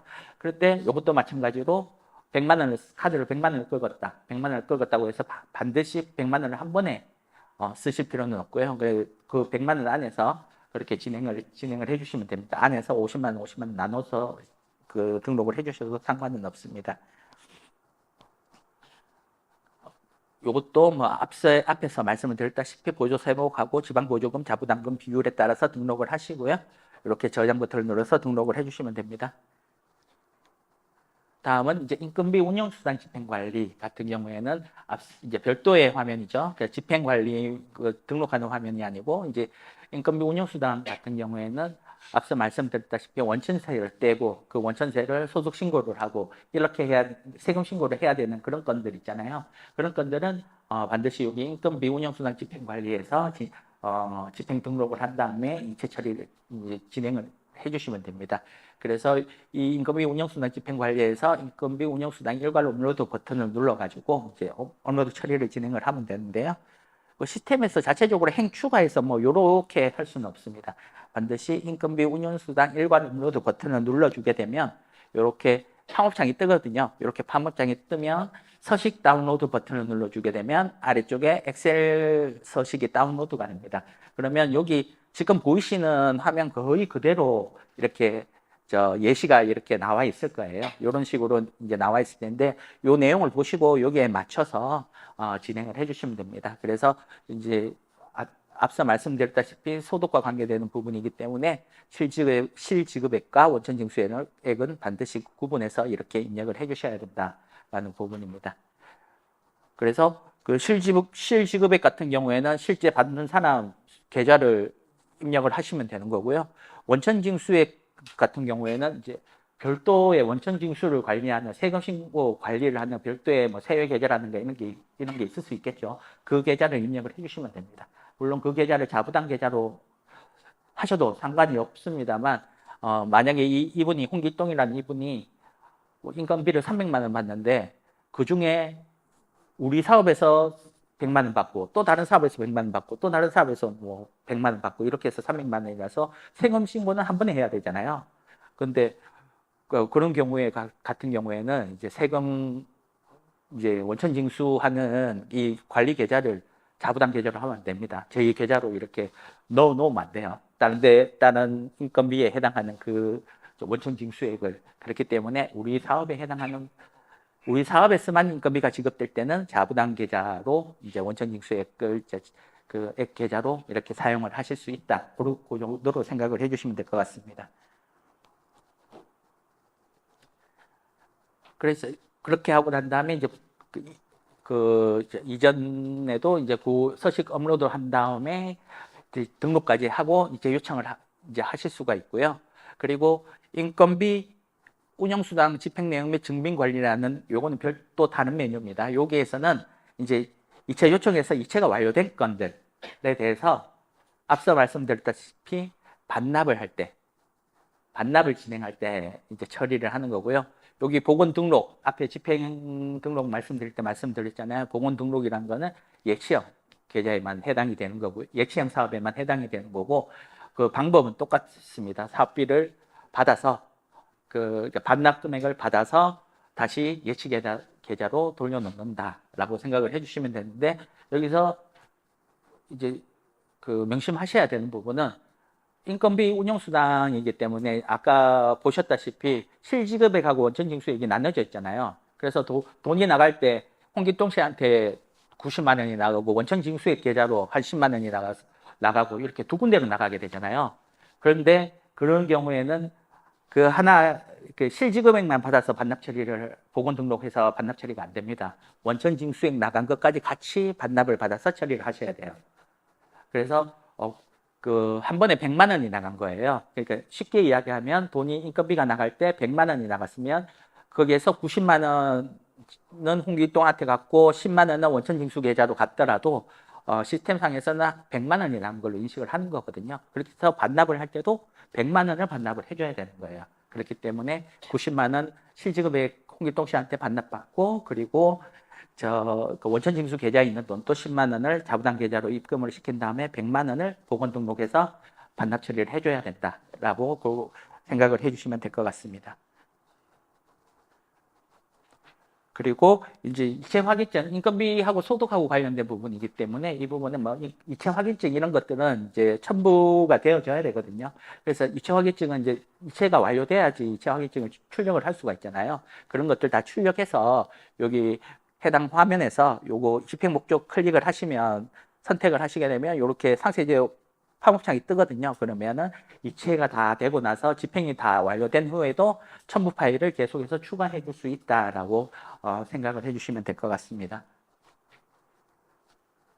이렇게 해서 이제 집행 등록해서 집행 이체 요청까지 이제 지금 한 거예요. 그 집행 담당자가 그 민간 보조 사업자가 이제 집행 등록까지 하고 이체 요청까지 한 거고, 지금부터는 그 이체 요청한 건에 대해서 이체 담당자가 이체 처리를 하는 겁니다. 근데 이체 처리하는 부분은 너무 간단해서 어려운 부분은 없습니다. 집행 이체 관리라는 메뉴에서 여기 그 이제 신용카드를 제외한 모든 그 이체 요청 건은 여기 집행 이체 관리라는 탭에서 여기 다 조회가 되세요. 여기 다 조회가 되면 내가 이체 처리할 건들을 선택을 하신 다음에 이체 실행을 진행을 하셔서 이체 실행을 해주시면 최종적으로 이제 거래처의 대금이 지급이 이체가 완료가 되는 거고요. 그리고 신용카드에 대한 부분은 이렇게 신용카드 대금 이체 관리라는 탭으로 들어가셔가지고 신용카드 사용 내역 이체 요청한 건들이 여기 조회가 되실 거예요. 조회가 되면 해당 건 선택하셔가지고 이체 실행을 해주시면 이체가 완료가 됩니다.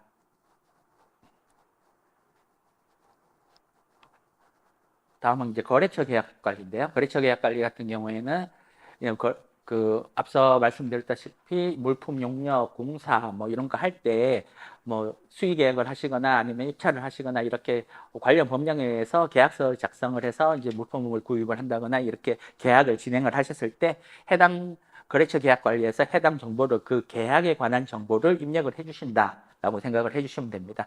그래서 여기 없으면 이제 신규 버튼을 눌러주셔서 이제 등록을 해주시면 되는데요. 그래서 계약 정보 관리에서 뭐 계약 방법이라든가 이런 아니면 여기 첨부 파일에는 계약서 뭐 그리고 뭐 용역 뭐 저 관련 규정이라든가 이런 것들 다 첨부를 해 놓으시면 되겠죠. 그래서 첨부를 해 주시고 이렇게 저장을 해서 거래 계약 정보를 이제 저장을 해 주신다라고 생각을 하면 됩니다. 근데 여기 아래에 보시면 계약 진행 상태가 검수 완료인 것만 집행 등록 시 조회가 된다라고 되어 있잖아요. 그러니까 이게 무슨 말이냐면 뭐 당연한 거겠지만 물품을 사고 나면 물품 사고 계약을 하고 나서 이제 계약을 했어요. 물품 뭐 100개를 사기로 계약을 했는데 물품이 납품이 되고 그 납품된 물품이 이상이 없이 납품이 되었는지 검수까지 완료돼야 대금을 지급을 하는 거잖아요. 그렇기 때문에 계약 진행 상태가 검수 완료인 것만 이전에 집행 등록할 때 조회가 되는 거예요. 그런데 여기 보니까 계약 진행 상태가 없는데요. 이렇게 가실 수 있는데 이게 스크롤이 좀 내려와서 그렇고 여기 스크롤을 조금만 올려주시면 그 위쪽에 계약 진행 상태가 있습니다. 그래서 검수까지 완료되면 검수 완료로 이제 설정해 두시면 집행 등록하실 때 이 해당 계약 정보하고 연계를 시켜서 집행을 진행을 하실 수 있습니다. 이제 사업 수행 관리 부분인데요. 사업 수행 관리는 이제 사업을 수행을 하시면서 변경 사항이나 아니면 수행 점검을 한다거나 이런 부분인데 뭐 크게 어려운 부분은 없기 때문에 좀 빠르게 설명을 드릴 수 있도록 하겠습니다. 이제 먼저 수행 점검을 할 때 교육청에서 수행 점검을 하고 수행 점검을 하다가 뭐 견적서가 없다라든가 이런 이제 수행 명령을 할 건들이 생겼을 때 이제 수행 명령 등록에서 시정 조치를 하게 됩니다. 시정 조치 요청을 하게 되면 이제 수행 명령 시정 조치 등록을 하게 되고요. 등록하면 다시 그 등록된 시정 조치한 건을 확인을 하고 이제 그 점검을 이제 그 완료하게 되는데 이상이 없으면 그냥 점검 완료가 되겠죠. 근데 이상이 있게 되면 그 첨부하라고 했는데 첨부할 뭐 첨부 문서도 없고 증빙 자료도 없고 뭐 이런 경우에는 이제 앞서 말씀드렸다시피 문제 사업 관리로 등록을 합니다. 교육청에서 문제 사업 관리로 등록을 하게 되면 이제 더 이상 사업비 집행은 하실 수가 없어요. 그렇기 때문에 이렇게 수행 명령 등록돼서 이제 시정 조치를 해야 될 때는 반드시 시정 조치를 이제 좀 충실하게 하셔서 문제 없이 점검이 완료될 수 있게끔 그렇게 진행을 해주시면 될 것 같고요. 그리고 그 문제사업 조회라는 메뉴에서 이제 문제사업 등록된 건들이 어떤 게 있는지 확인을 하실 수가 있고, 그리고 이제 민간보조 사업자가 사업을 수행을 하시다가 뭐 개별적인 사정에 의해서 문제가 생겨서 더 이상 사업을 수행할 수 없을 때는 수행 포기 신청을 하실 수 있다라는 부분 참고하시면 될 것 같습니다. 그리고 사업 변경 같은 경우에는 예산 집행 계획을 변경한다든가 그럴 때 예산 집행 계획을 신청을 하시고 승인을 받으셔야만 그 변경한 내용대로 사업비 집행을 하실 수 있다는 부분 참고하시면 될 것 같고요. 그리고 중요재산 같은 경우에는 이제 지방구조법상에 뭐 부동산, 선박, 항공기, 기타 장비 같은 경우에는 중요재산으로 등록을 해서 사업이 끝나고 나서 사후에도 이제 관리를 하게끔 되어 있어요. 그 관리를 하고 처분을 할 때도 민간보조사업자가 임의로 처분을 하실 수가 없고요. 임의로 처분을 하실 수가 없기 때문에 이제 처분계획 등록을 하고 이제 처분계획 승인을 받아야지만 이제 처분을 하실 수가 있다라는 부분입니다. 예, 그런 부분 참고를 하시면 될 것 같고요. 그리고 2월 신청 같은 경우에는 앞서 말씀드렸다시피 2월 신청 뭐 회계연들이 이렇게 걸치고 있더라도 사업교부 다 받은 경우에는 굳이 2월 신청을 하실 필요가 없다라는 부분 참고하시면 될 것 같습니다. 그리고 내가 신청한 것들에 대해서 뭔가 그 생각했던 거하고 다르게 됐다거나 이런 경우에는 이제 이 신청을 통해서 이 신청을 하실 수 있는데 이 신청하시기 전에는 이제 교육청하고 한번 그 부분에 대해서 이야기를 하시고 신청을 하시는 게 좋을 것 같습니다. 먼저 이제 수행 점검 할 때 이제 교육청에서 수행 점검을 하다가 수행 뭔가 보완이 필요할 때 이제 수행 명령 등록을 하게 되는데 수행 명령 등록을 하게 되면 그 진행 상태에 여기 보이시죠? 수행 명령 통보라고 이렇게 표시가 됩니다. 그러면 해당 건을 클릭을 하시게 되면 이렇게 이제 팝업창이 뜨게 되는데 이제 수행 명령 내용이 이렇게 보이실 거예요. 수행 명령 내용이 보시면 예를 들면 뭐 계약서가 없다, 아니면 견적서가 없다, 거래명세서가 없어요, 회의록이 없어요, 출장명령서가 없어요, 뭐 톨비 영수증이 없어요, 뭐 엄청나게 많겠죠. 없는 경우가 이제 그런 내용들을 확인을 하시고 그것들을 첨부를 해주시고 보완 사항을 완료를 했다라고 보완 사항 조치라고 이렇게 처리를 해주시면 됩니다. 뭐 크게 어려운 부분은 없어요. 그냥 조치만 취해 주시면 되는 겁니다. 그리고 수행 상황 보고 관리에서는 이제 그러니까 뭔가 이상이 생겨서 수행 명령 등록해서 보완 조치 요구를 한 게 아니라 그냥 지금 수행 점검 중인 것들, 지금 교육청에서 수행 점검 중인 것들은 여기서 다 조회가 되시거든요. 여기서 다 조회가 되시면 해당 건 선택하셔가지고 이제 그 수행 점검 중인 것들에 대해서 요 수행 사업 보고를 등록을 해주셔야 돼요. 근데 이거는 뭐 특별히 어려운 게 아니라 지금 추진이 잘 되고 있는지 지금 이런 부분들을 체크를 하셔서 저장을 하고 제출을 해주시면 되거든요. 그래서 하나하나 이렇게 보시고 여기에 수행상 보고 관리에 이제 조회가 되는 것들이 있으면 수행 점검 중이구나. 요거는 수행상 보고를 등록을 해서 제출을 해야 되겠다. 이렇게 생각을 해주시면 될 것 같습니다. 그리고 이제 사업 변경 신청 같은 경우에는 이제 뭐 예산 집행 계획이라든가 세부 추진 계획이라든가 이런 게 변경이 생겼을 때 여기 사업 변경 신청 등록 화면에서 해당 건에 대해서 신청 버튼을 눌러서 이제 사업 변경 신청을 하게 되는데요. 사업 변경 신청을 하게 되면 유의하셔야 될 거는 변경 신청하는 순간 집행이 정지가 되거든요. 사업비 집행이 정지가 되기 때문에 내가 지금 내일 당장 뭔가 사업비 집행을 해서 대금을 빨리 지급해야 되는 건들이 있다. 이런 경우에는 그거 먼저 집행을 하시고 그 다음에 사업 변경 신청하시는 게 좋겠죠. 왜냐하면 신청하고 나서 또 승인되기까지 시간이 또 걸릴 수가 있으니까 그렇기 때문에 사업 변경 신청하면 그 집행이 일시 정지된다라는 부분, 그 부분은 좀 유념해 두셔야 될 것 같습니다.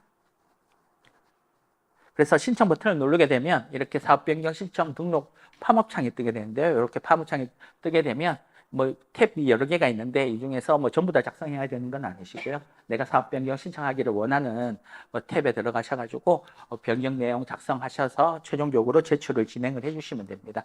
그래서 요 뭐 다음은 기본 신청서 변경 사항이 있으면 사업 변경해서 해주시면 되고요. 그리고 상세 신청 정보, 세부 추진 계획, 그리고 재원 조달 계획의 변경이 있으면 재원 조달 계획, 그리고 예산 집행 계획 뭐 가장 많으실 텐데 예산 집행 계획의 변경이 있으면 예산 집행 계획에서 이제 변경 내용을 작성을 하셔서 최종적으로 이제 제출을 진행을 해주시면 됩니다. 그렇게 해서 제출하는 순간 집행은 정지가 된다라고 생각해 주시면 될 것 같습니다.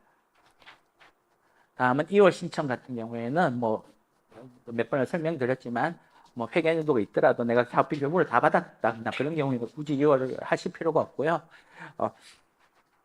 내가 아직 교부 받을 금액이 더 있다거나 이런 경우에 2월 신청 화면에서 2월 신청 통해서 승인을 받아주시면 그러면 이제 이제 이후에도 그 사업비 교부를 받고 그렇게 진행을 하실 수가 있다는 거 참고하시면 될 것 같습니다.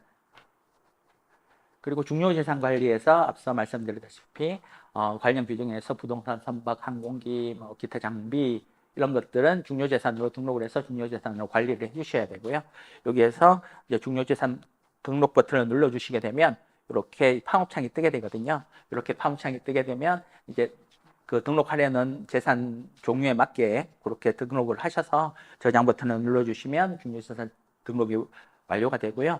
그리고 이제 중요재산 같은 경우에는 민간 보조 사업자가 내가 구매를 했더라도 실제적으로 임의로 처분을 할 수 없다는 걸 말씀을 드렸잖아요. 그런 경우에는 이제 처분을 해야 될 때는 승인을 반드시 받아야 되기 때문에 여기 중요재산 처분 계획 관리에서 중요재산명을 클릭을 해주시면 이렇게 중요재산 처분계획 등록이라는 팝업창이 뜹니다. 이렇게 처분계획 팝업창이 뜨게 되면 이렇게 처분계획을 입력을 하셔서 제출을 하신 다음에 이제 승인을 받으시고 난 다음에 처분을 진행을 해주시면 될 것 같습니다. 다음은 수행 포기 사업 같은 경우에는 이제 내가 이상이 있어서 더 이상 사업을 진행할 수 없을 때 이제 수행 포기 사업으로 신청을 진행을 하면 되고요. 이제 수행 포기 사업 신청 관리에서 해당 사업에 대해서 등록 버튼을 눌러주게 되면 이렇게 수행 포기 사업 신청 팝업창이 뜨게 됩니다. 그러면 팝업창에서 뭐 신청하기 전에 뭐 이미 교육청이랑 뭐 내용을 협의를 하고 하셨겠지만 그 협의 정보에 대해서 이렇게 입력을 하셔서 이렇게 신청을 해주시면 됩니다. 다음에는 이제 문제사업조에서는 이제 수행 점검을 이제 교육청에서 진행을 하고 나서 뭔가 이상이 있다거나 이런 경우에는 교육청에서 문제사업으로 등록을 하고 나면 그러면 이제 사업이 일시적으로 정지가 되는데 그런 사업들이 어떤 사업들이 있는지에 대해서 문제사업조에서 민간보조사업자는 확인을 하실 수가 있습니다. 그리고 문제사업 이제 환수 관리 같은 경우에는 앞서 말씀드렸다시피 사업이 진행 중인 경우에 사업 기간 안에서 이렇게 문제사업으로 이제 문제가 된 경우에는 그냥 시스템상으로 반환 처리하고 다 할 수가 있는데 사업이 다 끝나고 나서 수행 점검을 해가지고 반납을 받아야 되고 이런 경우에는 시스템으로 처리를 할 수가 없기 때문에 그런 경우에는 앞서 말씀드렸다시피 교육청에서 전화가 올 거예요. 전화가 와가지고 어느 계좌로 반납해 주세요 하면 그 계좌로 반납을 하고 나면 내가 반납한 그 금액이 이제 최종적으로 환수가 어떻게 진행되고 있고 이제 최종적으로 환수가 처리가 완료되었는지 이 부분을 확인을 하실 수가 있다는 부분이고요. 시스템상으로 환수 처리를 하고 2차하고 뭐 어떻게 할 수 있는 부분은 아니에요. 그냥 확인을 할 수 있다라고 생각을 해주시면 될 것 같습니다. 이렇게 해서 이제 사업이 다 끝나고 나면 그러면 이제 정산하고 실적보고서 등록하고 반환하고 요 처리를 해줘야 되거든요. 이제 최종적으로 사업을 종료시키는 단계라고 생각을 해주시면 됩니다. 이제 우선 제일 먼저 여기 계시는 민간보조사업자가 집행 마감을 해줘야 되고요. 집행 마감을 한 다음에 정산해 주세요 하고 이제 정산 제출 버튼을 이제 눌러주게 되면 이렇게 집행 내역을 정산을 이제 진행을 하게 되는데 진행하다가 문제가 있으면 보완 요청하게 되면 이제 보완 결과를 등록을 하면 되고요. 이거는 뭐 이제 수행 점검할 때 보완 조치하는 것처럼 그렇게 뭐 크게 어려운 부분은 아니실 거예요. 그래서 보완 결과를 등록을 하고 그리고 다시 이제 등록을 하게 되면 해당 내용을 확인하고 정산을 마감하게 됩니다. 그래 정산 마감하게 되면 이제 실적 보고서를 2개월 안에 정산이 끝나고 2개월 안에가 아니고요. 사업 기간이 끝나고 2개월 안에 반드시 실적 보고서를 작성을 해 주셔야 되고요. 그리고 정산 마감에 따라서 이제 정산한 것들을 반환 처리를 해줘야 되거든요. 뭐 사업비 잔액이라든가 이자라든가 이자라든가 수익금 잔액이라든가 아니면 뭐 정산하면서 이거는 인정할 수 없어서 불인정 금액이 생길 수도 있고 그런 부분이 없으면 좋겠지만 그런 부분이 생길 수도 있기 때문에 그런 금액들은 이제 자부담 계좌에 다 넣어 놓으면 그 자부담 계좌에 있는 돈을 예치형이든 비예치형이든 똑같이 예치 계좌로 다 정산할 때만 그렇습니다. 반환할 때만 예치 계좌로 다시 이제 반환을 해줘야 됩니다. 그 처리를 진행을 해줘야 되는데 말씀드렸다시피 실적 보고서를 먼저 하든 작성을 먼저 하든 반환을 먼저 하든 순서는 상관이 없습니다. 순서는 상관이 없지만 실적 보고서는 반드시 사업이 끝나고 나서 2개월 안에 작성을 해주셔야 된다라는 부분 참고해 주시면 될 것 같습니다.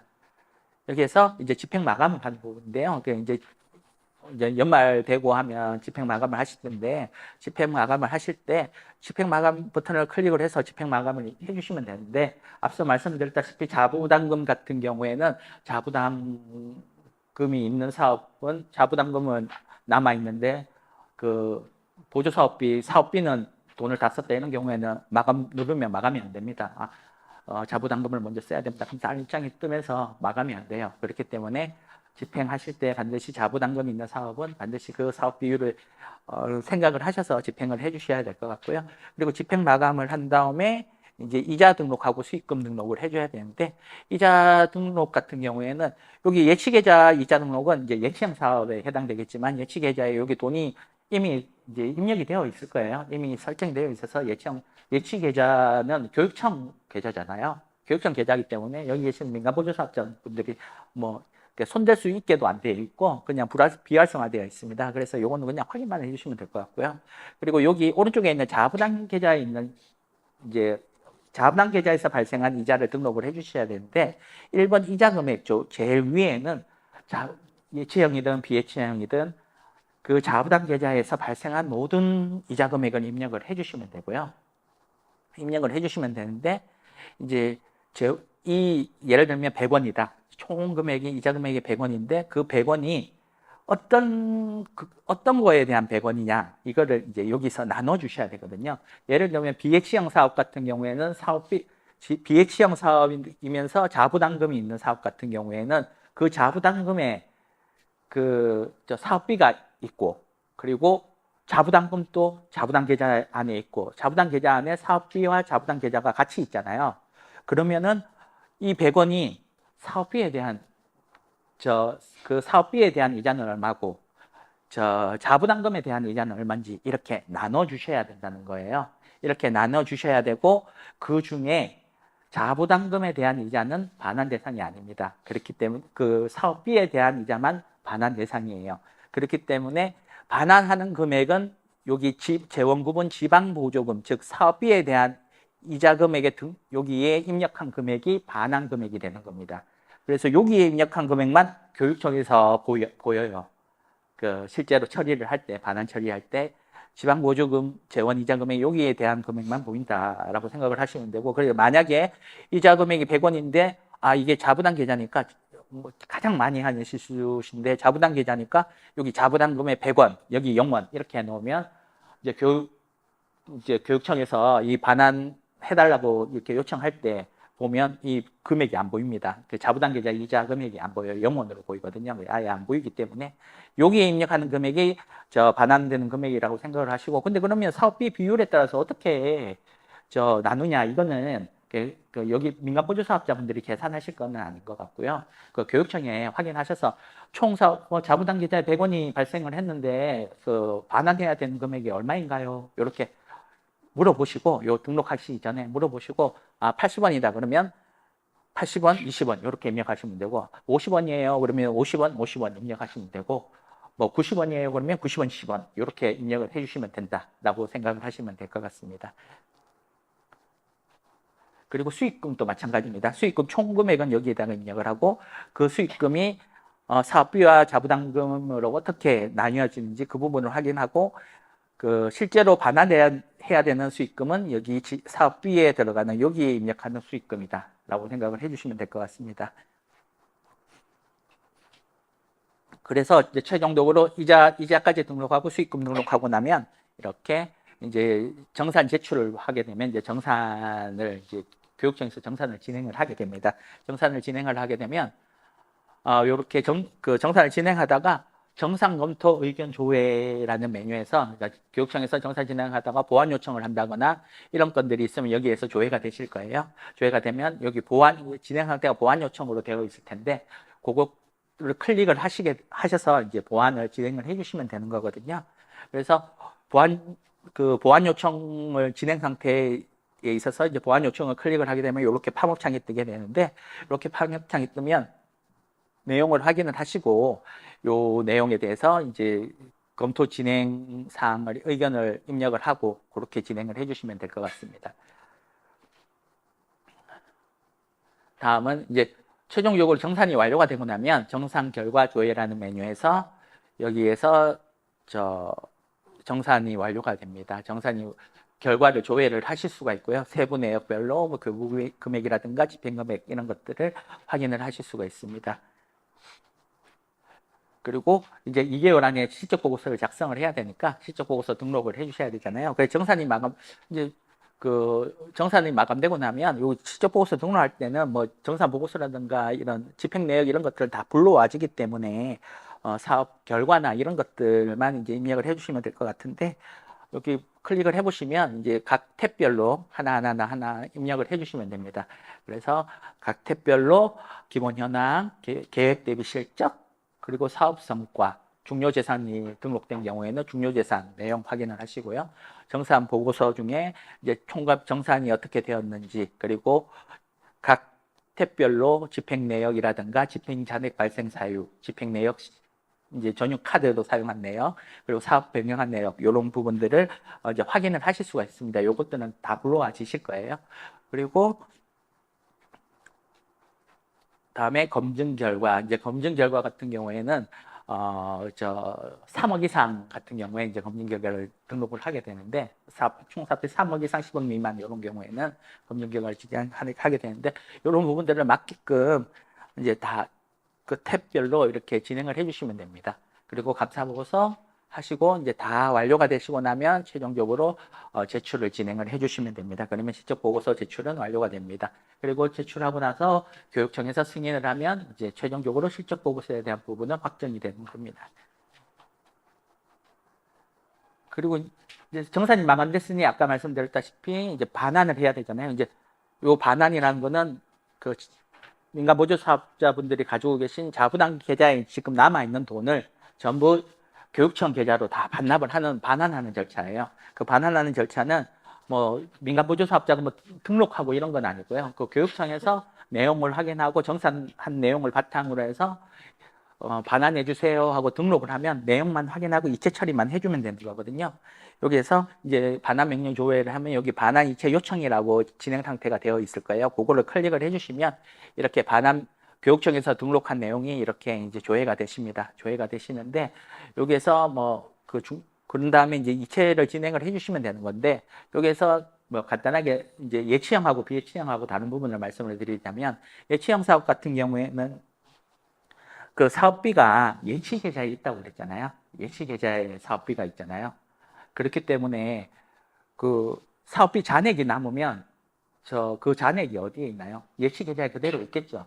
예치 계좌에 그대로 있기 때문에 지금 반환하는 거는 자부담 계좌에 있는 돈을 예치 계좌로 반환을 하는 건데, 사업비 잔액은 이미 예치 계좌에 있으니까 여기 반환 세부 내역에 사업비 잔액은 없습니다. 예치 사업 같은 경우에, 예치형 사업 같은 경우에는. 근데 비예치형 사업 같은 경우에는 사업비가 자부담 계좌에 있으니까 사업비 잔액이 남았으면 자부담 계좌에 사업비 잔액이 남아 있겠죠. 그러면은 그 사업비 잔액을 예치 계좌로 옮겨줘야 되기 때문에 비예치형 사업 같은 경우에는 잔액이 남았다면 반환 세부 내역에 이제 사업비 잔액이 표시가 될 겁니다. 그 사업비 잔액이 표시가 안 되면 안 되는 거예요. 그렇기 때문에 예치형과 비예치형 같은 경우에 이제 차이점은 예치형 같은 경우에는 반환 내역에 사업비 잔액이 없고, 비예치형 같은 경우에는 반환 세부 내역에 사업비 잔액이 있다라는 부분 참고하시면 될 것 같습니다. 그래, 이렇게 하고 나면 이제 전부 끝나는 거고요. 이러면 이제 사업이 종료가 되는 거예요. 사업이 종료가 되고 나면 이제 그 사업을 정보공시를 진행을 하게 되는 건데요. 정보공시 같은 경우에는 총 500만 원, 그러니까 교부받은 금액 기준입니다. 예. 그 자부담금이 있다면 자부담금은 포함이 안 돼요. 예, 교부받은 금액 기준으로 500만 원 이상의 사업 같은 경우에는 무조건 정보공시 대상이 된다라고 생각을 해주시면 됩니다. 그래서 회계연도가 지난 4개월 이내에 정보공시를 해야 되기 때문에 2024년 같은 경우에는 2025년 4월 30일까지 아마 다 진행을 하셨을 것 같고요. 올해 사업 같은 경우에는 2026년 4월 30일까지 또 정보공시를 다 진행을 해주셔야 됩니다. 그렇게 생각을 해주시면 될 것 같고요. 뭐 정보공시 하는 부분은 사실 뭐 민간 보조 사업자 크게 어려운 부분은 없으실 거예요. 크게 어려운 부분은 없는데, 정보공시 대상으로 이제 교육청에서 등록을 하게 되면 여기 정보공시 등록 현황에서 조회가 가능하세요. 등록을 하게 되면 그 문자 간다고 말씀드렸잖아요. 문자가 오면 여기 정보공시 등록 현황 예, 메뉴로 들어오셔서 그 내용, 그 사업들을 확인을 하시면 됩니다. 확인을 하시면 되는데, 그 내용을 보면 이제 교부 신청서, 사업계획서, 수입 내역, 지출 내역, 정산 보고서 이런 것들은 뭐 실적 보고서라든가 교부 신청서라든가 이런 데서 다 데이터를 끌어오기 때문에 그냥 확인만 하시면 되는 거예요.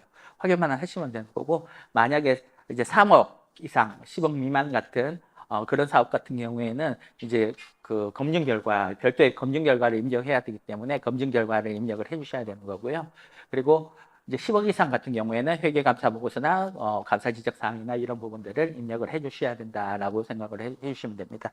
그래서 이 내용들을 탭별로 이제 이미 다 그 정산이 마감된 건들이기 때문에 그냥 확인을 해 보시고 뭐 그 검증 결과 별도로 입력할 건들이 없으면 내용 확인하시고 이제 최종적으로 제출 버튼을 눌러 주셔서 제출을 진행을 해 주시면 됩니다. 이렇게 최종적으로 제출을 진행을 해주시면 이제 정보공시 제출이 완료가 되는 거고요. 이제 정보공시 제출이 완료가 되면 교육청에서 해당 내용을 확인하고 승인한 다음에 게시하게 되면 이제 교육청 포탈에서 교육청 보태미 포탈에서 정보공시 내용을 이제 제출하신 그 내용들을 일반인들도 다 확인해서 확인을 하실 수가 있다라는 부분 참고하시면 될 것 같습니다.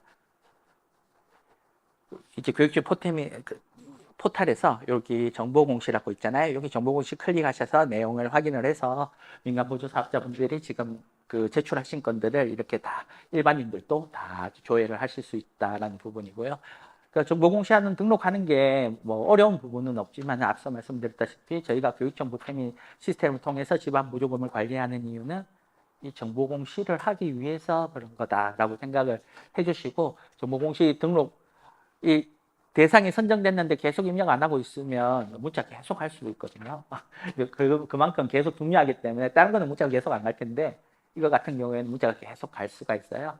그렇기 때문에 문자 그 정보공시 대상으로 선정이 되면 요거는 반드시 신경 쓰셔가지고 이렇게 정보공시 작성을 하고 제출을 해주시면 좋을 것 같습니다. 그렇게 해서 뭐 요 화면은 이제 휴대폰으로 그렇게 교육청 보태미 포털에 들어가서 정보공시 내용을 확인을 해도 휴대폰이 최적화가 돼서 이렇게 확인을 하실 수 있다라는 내용입니다. 그러니까 이제 민간 보조 사업자 재교부 부분은 여기 계신 이제 해당이 안 되는 부분이기 때문에 이제 이건 생략을 하고요. 이상으로 저 시스템 교육청 보태미 시스템 교육을 마치도록 하겠습니다. 긴 시간 수고하셨습니다. 감사합니다.